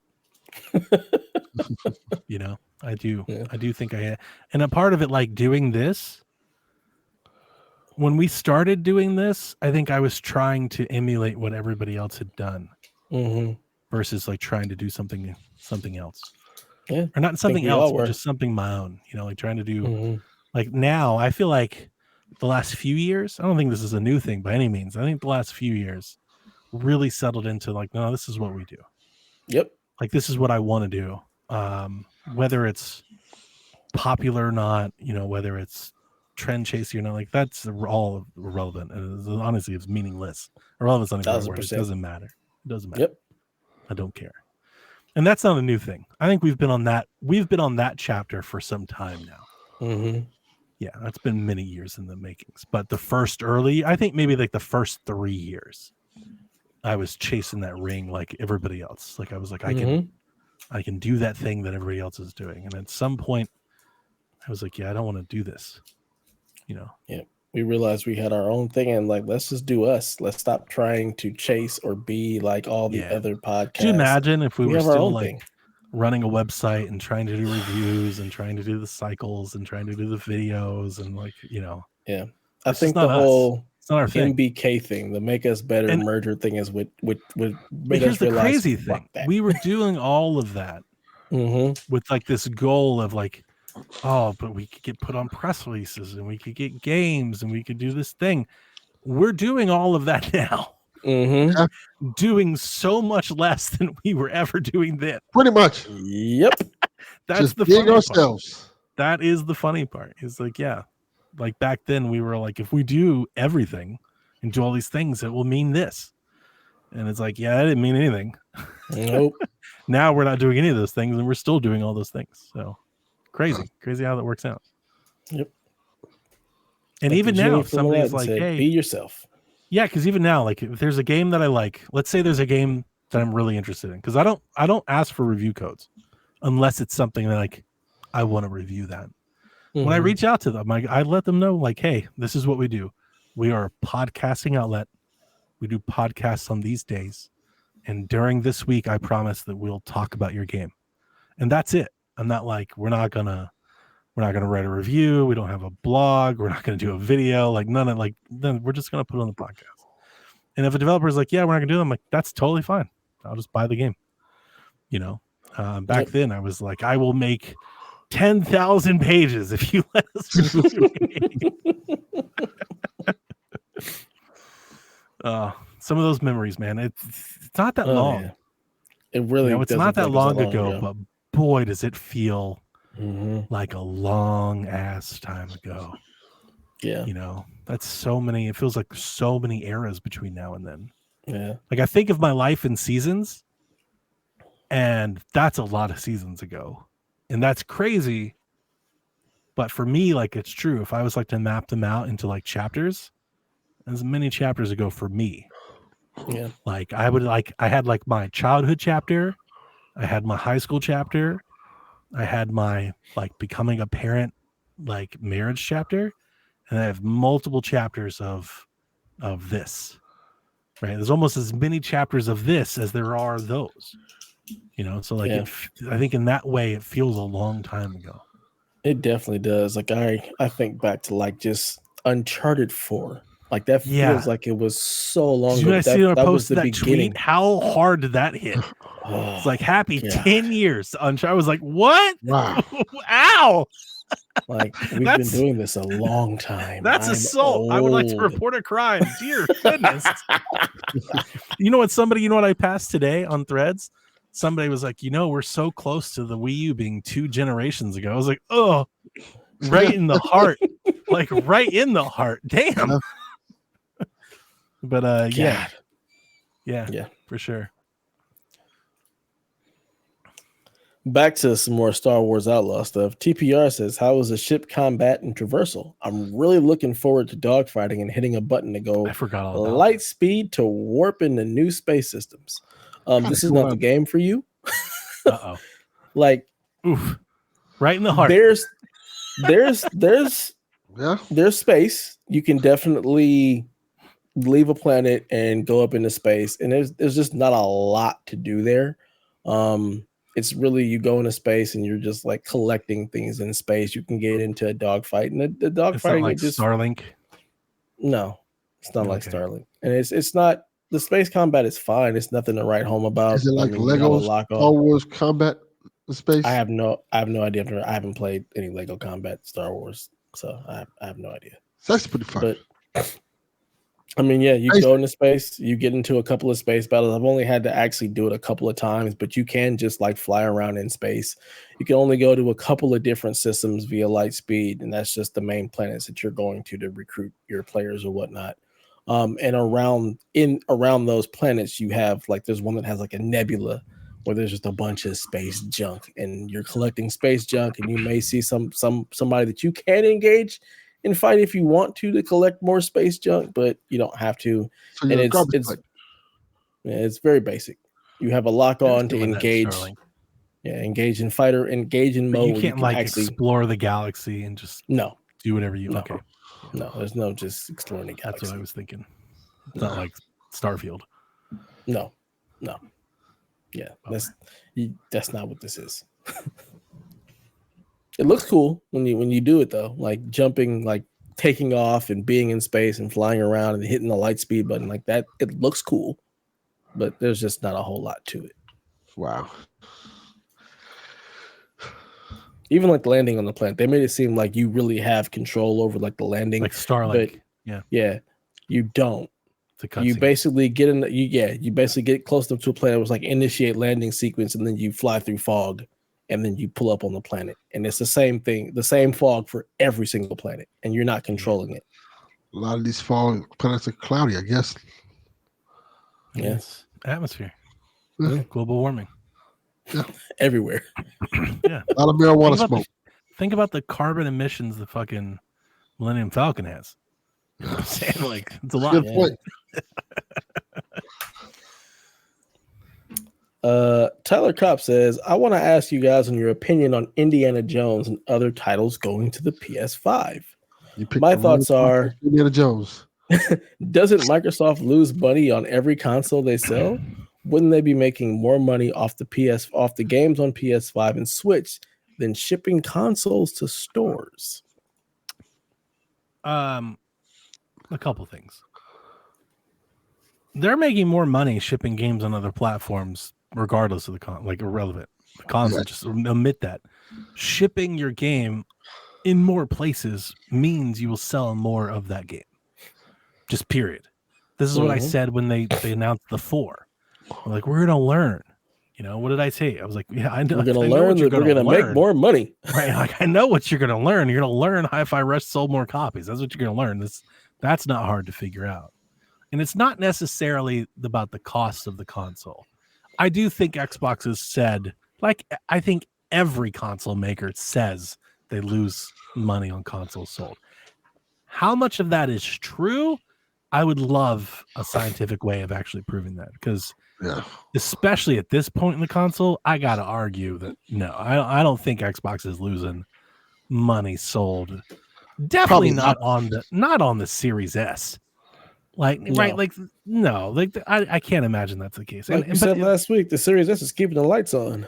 It is, and it's so funny to see how many people dunk on that thing. And I'm not defending it just because I got it, because I made fun of it too when it was announced. I was like, yeah, nobody wants that. I want the ray tracing and all that. And I do understand that Series S does have its own quirks that you have to develop around. But people are like, the Series S is killing the console because it's holding back games. But it's like, their examples of that are like 2 games out of thousands. They don't have like a Baldur's Gate and Wukong. Right. It's like a couple games. And I think that is severely underestimating the point that the Series S in all actuality is outselling the Series X at least 2-1, and I think it's like 3 or 4-1. Like they are selling way more. Like if I would love to know the numbers. Xbox is not going to tell us anymore because they're so low. But if they've sold 3 million series consoles, man, I guarantee you at least 18, if not 20 of them are Series S's. Like it completely outweighs the X, right? But the console part, it's not so much it's not the point, at least that I was making, and which maybe doesn't answer your question, Tyler, because I don't really care about what makes them the most money. Because you know what would make them the most money? Going completely third party. Like that's the point I've said. Like if you're about that, if that's the focus, then say it and do it. My point is that both. That's the part that I don't like. The part is that, like Xbox says, like Phil said, what did he say? Like their new thing that they love to say is, we're about reaching more gamers. Well, then reach more gamers. Like that's the thing that I don't like, is that nobody ever calls them on this bullshit that they talk about. Like just then call them on it. And then ask them, why is it a timed exclusive then? Why not launch Indiana Jones on the same fucking day? If your goal is about reaching more consumers, then reach more. And their answer would be well, we have a console. Well, what you're doing isn't justifying the console. Again, they're in the middle. They're caught between. So pick one, like figure it out.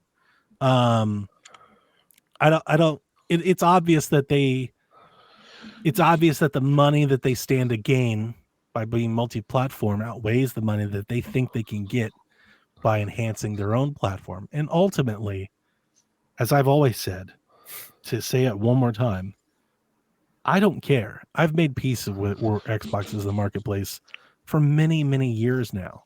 I know I created the Xbox empire, and I know that I've done that, and I am an Xbox fan and continue to be. I don't care if they win the console war. I really don't. What I care about is that they're doing things that I think are good for Game Pass and good for their ecosystem. And I think this both thing that they're doing, I think it's biting your nose off to spite your face. They're going to be like, look, we've got people buying our games on PlayStation. It's like, yeah, today, and that is going to attribute to less consoles sold tomorrow. What are you doing about that? And your answer is to ship more games on PlayStation. Then it comes back to what I said 2 years ago. I think I've said this even before they started shipping games on other consoles. I was saying, then just put everything on everywhere, because it's weird. Minecraft is everywhere. Call of Duty is everywhere. Doom is everywhere, and it's coming out in day and date. But Indiana Jones is a timed exclusive, and Hi-Fi Rush came a year later, and we don't know if Starfield's going to come. Apparently, Starfield's an exclusive. And what did I say before? Gears of War and Halo's exclusive. How great could Gears of War and Halo be if they weren't exclusive?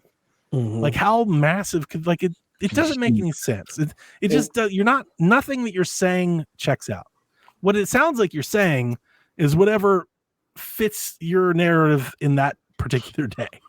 And that's the only thing I don't like. It's like, man, just do it then. Like if this is the path ahead, then let's get on with it. Let's fucking get on with it.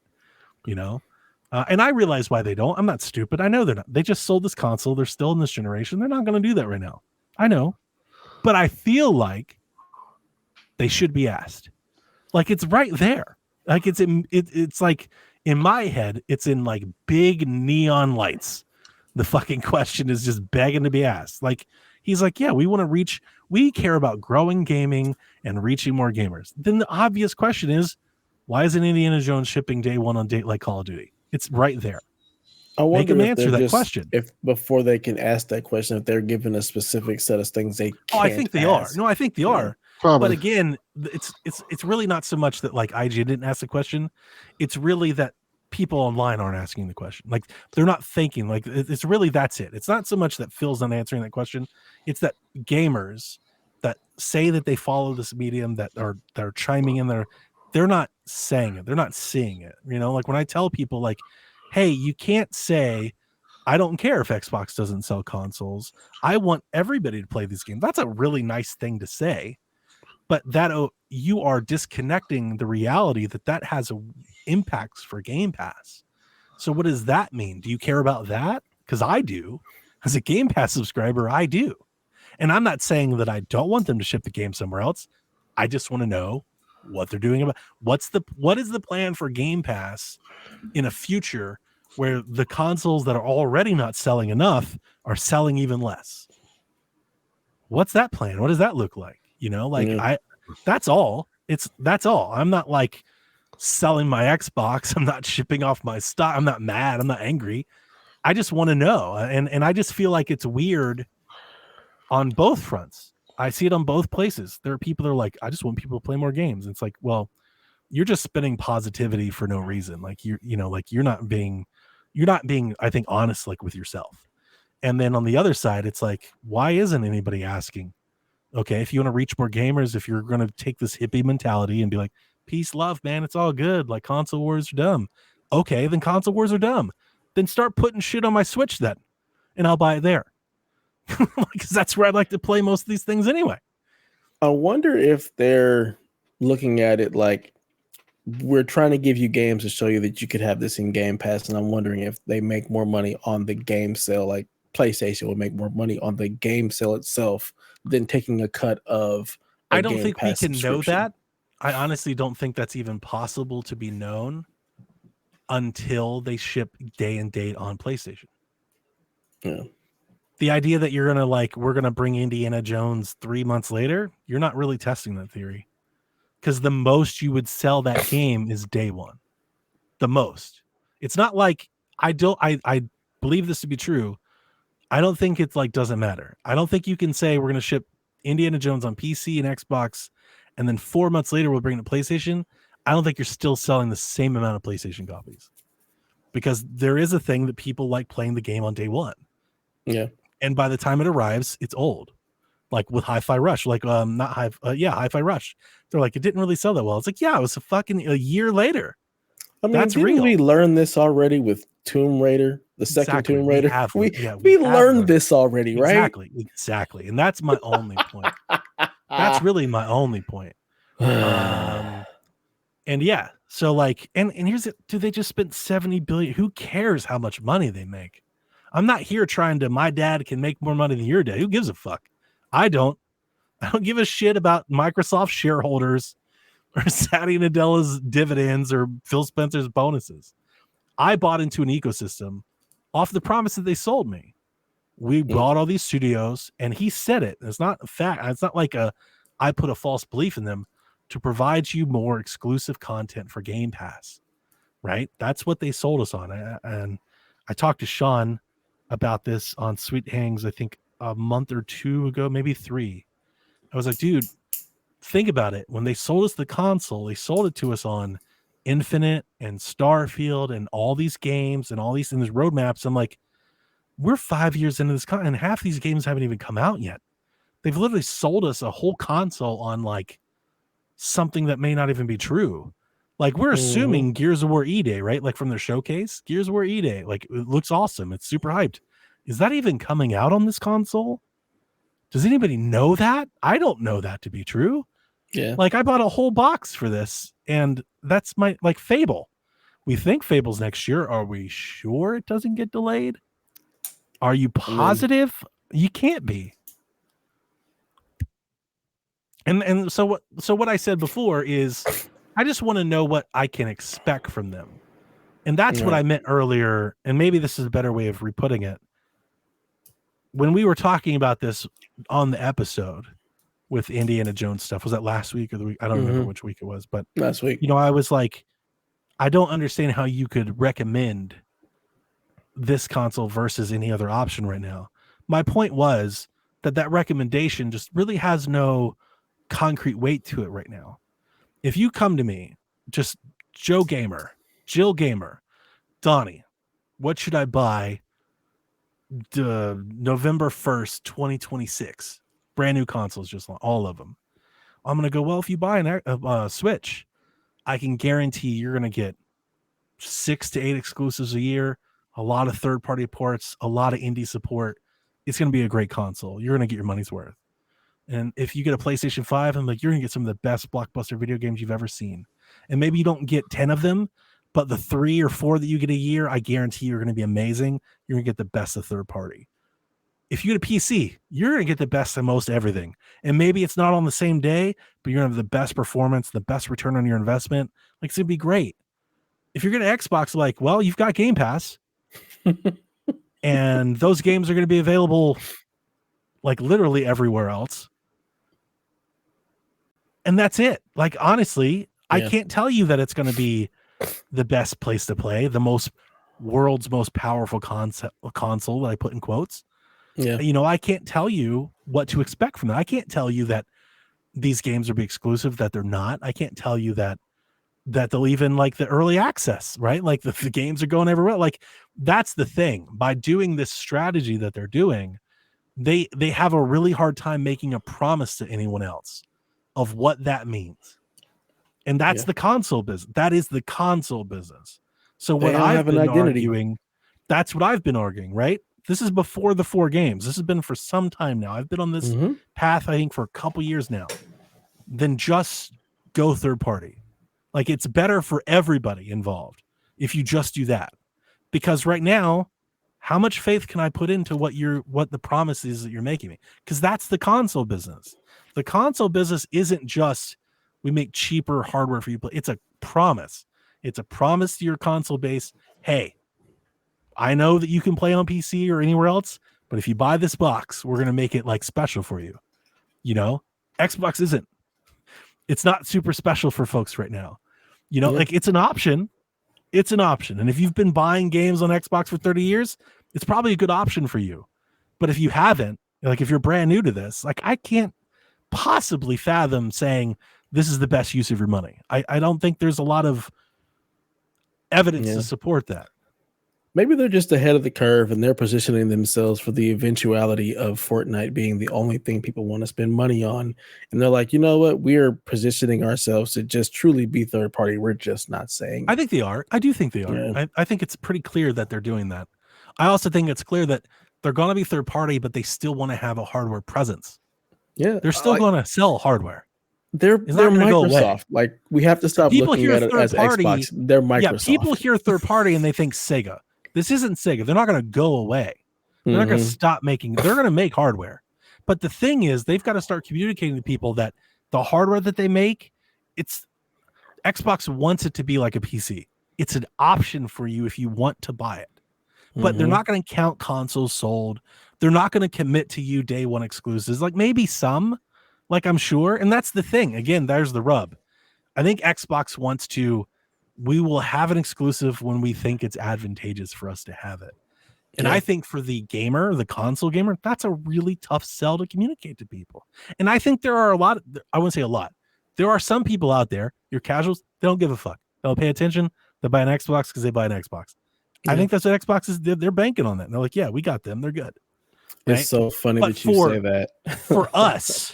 for us, the people that do pay attention, nobody's going to buy in on that. Like, well, if we think it's advantageous for us to make it exclusive, then we'll keep it exclusive. If we don't, then maybe we'll take it and we'll put it on PlayStation, and maybe we'll do it in 3 months, maybe we'll do it in a year. Like, that's a weird, like, just buy a PlayStation. It's like, what are you buying into? What is that? What does that mean? It doesn't mean anything to anybody. I have a coworker who is like, really on that same point because his cousin, who he plays most of his games with, he bought an Xbox. He's like, why did you do that? It's like, get a PC or play. We can do so much more games that we can play together. Like, and you bought an Xbox, and like you're pigeonholed. Like, you and can't just even do imagine if the Switch 2 can punch in the ballpark to get ports of games. Now you've got Switch running Xbox games. You have multiple hardware SKUs running Xbox games at different levels and price points. Mhm. And you're like, I'm going to buy an Xbox and forego all of the benefits these other things bring me. Like, why? Yeah. That doesn't make sense as a consumer. I couldn't argue for anybody to do that and respect their wallet. Like, I feel like you're doing yourself a disservice. Like, you're hurting yourself by doing this. Because what would you rather have, Indiana Jones 6 months after release or Final Fantasy 5 years after release? Exactly. And I do think the smoke of Xbox returning to a PC like something where they do have access to Steam probably solves a lot of these issues. Honestly, I really do. And that's been in the zeitgeist. We've talked about it. Sean and I have talked about it. And lately in Xbox land, that's all the rage. Like all the Xbox podcasters and influencers, that's all they're talking about is we want a box that plays Steam. It's like, yeah, that's a PC. Like then, so like that's the other part of my mind. I'm like, then what's stopping Steam from just doing that? Like, what is literally stopping Steam from just replacing Xbox? Like they could just release their own box, a Steam box, like Steam OS, like the Steam Deck. They just come back at Steam Box 2.0. I told you the Steam Deck was just like the Trojan horse to say we've got something that runs Steam games. Like, now we try Steam OS and Steam boxes again and say, hey, how would you like this, the more powerful version that doesn't have to be portable? If I was advising Xbox, if I was a decision maker at Xbox, I would try to integrate Game Pass into Steam. I would try to launch a first-party Game Pass service on other consoles, and I would just have some hardware for the people that want to buy it. And it would be completely notional, non-essential hardware. I'd be like, hey, we have, and I would make it cheap. I've told you, like, I feel like a P3P parrot. I would have a cheap option, and I would have a handheld option. And I'd be like, yeah, if you don't want to pay $700 for the PlayStation 6 or whatever it's going to cost, if you don't want to have to pay for online, whatever, I've been talking about that for years. Why is Xbox making people pay for online? Like, those are the things that I would tackle to differentiate myself from the market. But until they do that, they are just a clone of PlayStation doing it much worse than PlayStation does. That's it. You know, like it's just brass tacks. There's no, I love what they do.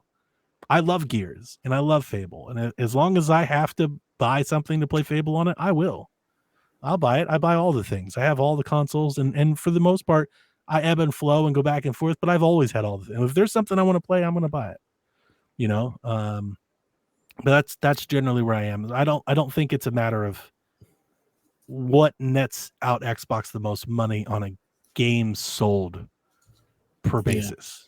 It's like what's best for the ecosystem, you know, because if they lose their hardware, again, what I pointed out before, if hardware diminishes, if it lessens, let's say they lose 30% of their hardware by being multi-platform, I think that's very nice to Xbox, because if you go multi-platform, it could be way worse than 30%. Let's say it's even, you know what, 20%. They say they lose 20% of their current console base by going multi-platform on software. That's 20% a loss, not just on that game sold. That's 20% loss on any that's 30% on anything else that anybody does. That's Xbox Live, that's Game Pass sold, it's accessories. It's so much more than the game. Also, remember that any copy of Indiana Jones sold, that's 30% going to the PlayStation. Yep. You don't get that back either, you know?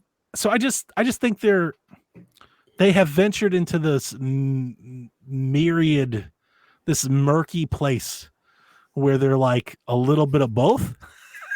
Yeah. And it's super weird. It's just super weird. And I will say this. I know Sean listens to us. This was a pet peeve for mine. I listened to the Xbox Drive this week. And I was hoping to talk about this with Sean on Sweet Hangs, but who knows when we'll record. That might be a month from now. You know, Sean, it was a fine show. They have new guests. I'm not sure if you've ever listened to them. They have new hosts now. It's a 4-person show. And they talked about Gamescom and all the games are happening. And Sean was like, I'm just really happy that we talked about the games instead of all this other stuff. And I know that to be Sean. That is Sean. That's he's genuine Sean. He likes doing that. You know, he wants to spin the positive and it's not, and I'm not saying it's like not genuine. It is. That's genuinely Sean. That's, You know, that's Sean. Sean. That's genuine, that's Sean. But I also listened to it and I'm like, you're completely missing the mark though. Like you're bearing the lead. Like to me, and maybe I'm just wrong, but to me, and I've been saying this for like a year. This stuff matters. It matters to the future of Xbox. Like it's big picture stuff, you know, and it doesn't matter to like an individual, or maybe it doesn't matter to you, or maybe it doesn't matter to this game, but you keep doing this and it does matter. It has wide reaching ramifications for Game Pass and for Xbox's viability and their sustainability and their profit. And the idea, and not saying that Sean did this, because they definitely didn't, but the people that are out there, and there are them, they're very easy to spot and find. The people that are out there like, I just want more people to be able to play games and I don't care. What does it matter to me if it's not about being a console warrior? You know, it's not about my dad can beat up your dad. It's not about that at all. It's just about, hey man, I've invested into this and I want it to be viable and sustainable. Like imagine if you've been buying games for 30 years from Xbox. Imagine if you have 30 years of history of games in there. And suddenly they're going multi-platform and like they're sell less consoles and everything. Like that's a real thing that matters. That really matters. And I don't understand why more people with like bigger outlets with more influence aren't bringing that part of this argument up. Yeah, it's really weird. And I wonder if it's like, I think back to like the 360 generation where they were riding high. They were doing all the right things. Yeah. Then they fucked it up with the Xbox One and the whole idea of it being this whole other media thing. So they lost cachet. Then they come with the Xbox One X, which kind of brings them back into the fold. They've got a powerful console. They're really about the games. We get Phil Spencer on. And then they do this. They buy a bunch of stuff. The whole thing for you was a decade of and somehow PlayStation has all these exclusives and you don't. So you buy up a bunch of developers, a bunch of studios, and then before you ever start really shipping any of that stuff. Yeah, for your console, specifically. For you. Right. You come and do this. Oh, we're going to put these games here and see what we learn. And now Indiana Jones is going to be this multi-platform thing. And Starfield didn't do what we wanted it to do. We've taken forever to get all these other games out. It's just like every step they take forward, it's like they somehow managed to put their foot in their mouth and take 7 steps backwards. D-Life says Game Pass isn't going anywhere even with less consoles. If they lose 30% of consoles, wouldn't they make it up on selling games on other platforms? Again, it's not that Game Pass isn't going anywhere. It's what does it do to Game Pass? Right. That's the thing. It's not that I'm not saying it's zero sum. What I say is if you lose more Game Pass subscriptions because people move hardware and they get out of the ecosystem, that could mean less games for Game Pass.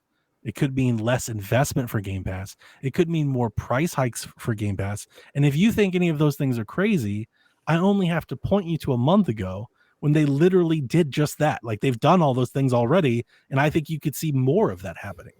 And do we reach a point where if Game Pass gets diminished enough, do we reach a point where Microsoft goes, that's a zero-sum game, just stop it. Yeah. Let's get out of the Game Pass business and let's get more into the publisher business. So when I make my joke about I'm just waiting Game Pass to die, that's what I'm talking about because that is a very real scenario. Yeah, it's not an unbelievable scenario. I think some people are like, oh, they'll just eat it. They're not going to. You know? And before we say anything else, Delvin, do you want to add anything to this? I know you're just sitting there listening to us ramble, and we definitely will keep going. You want me to add what I want to add to this? Something. Finish the goddamn show. It's 1 o'clock in the morning. You can leave. Nobody you can leave. Like if you gotta go, you can go. No, I leave with my family. You guys, my family. So finish the goddamn show so I can sleep.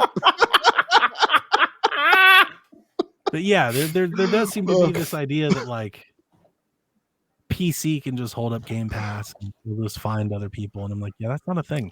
Yeah, especially if they can't get Game Pass on other consoles. Exactly. So if it were me, I agree. I would be telling them like, hey, you need to create a first party only version of this. Mm-hmm. You can start shipping somewhere else. Like again, it goes back to your doctrine. Like, hold them to what they say. They said they want to reach more gamers. So what are you doing to do that? Are you trying to reach more gamers? You trying to sell more consoles? Remember, what was it about a few years ago? We're trying to grow Game Pass. Well, that didn't work, and then they changed it all. Again, just hold them to what they say. I'm not holding them to something. That's what they said. First party Game Pass on PlayStation sounds like a brilliant idea. It's genius. Yeah, but they're like, no, we're just gonna give you the games. Yeah, that's what I would do. I would go first party only, strip out all the third party stuff, and be like, if you subscribe to this over there, you can play these games. It's just the same thing that Ubisoft does. Like the same thing Ubisoft does on Switch and PlayStation and Steam. Yeah, just I wonder how much PlayStation would command say we want. They're going to want the 30%. That's the thing, and I wonder if they'll ask for even more. They can't. I think that's a blanket agreement with the platform. Mm-hmm. But the problem is, can Game Pass sustain if you're giving up 30%? And I don't think and that's the question. I'm like, that's the question. So these are the things you start thinking about when you go, I just want everyone to play games. Like, okay, well, that might be in the Game Pass.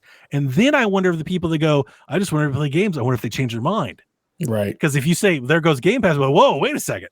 It's like, hey, these are the realities of what you're saying. That's all. There goes Game Pass. There goes Xbox. Because why am I even accountable? Just be accountable for what you're saying. Like, don't just say it because it sounds cool, because it's socially acceptable. I just want everyone to play games. Let's be friends. It's like, yeah, I have no problem saying I don't want y'all to have these games. I am an asshole. Look, I don't want my PlayStation games going anywhere else. I'm here. Gatekeeping.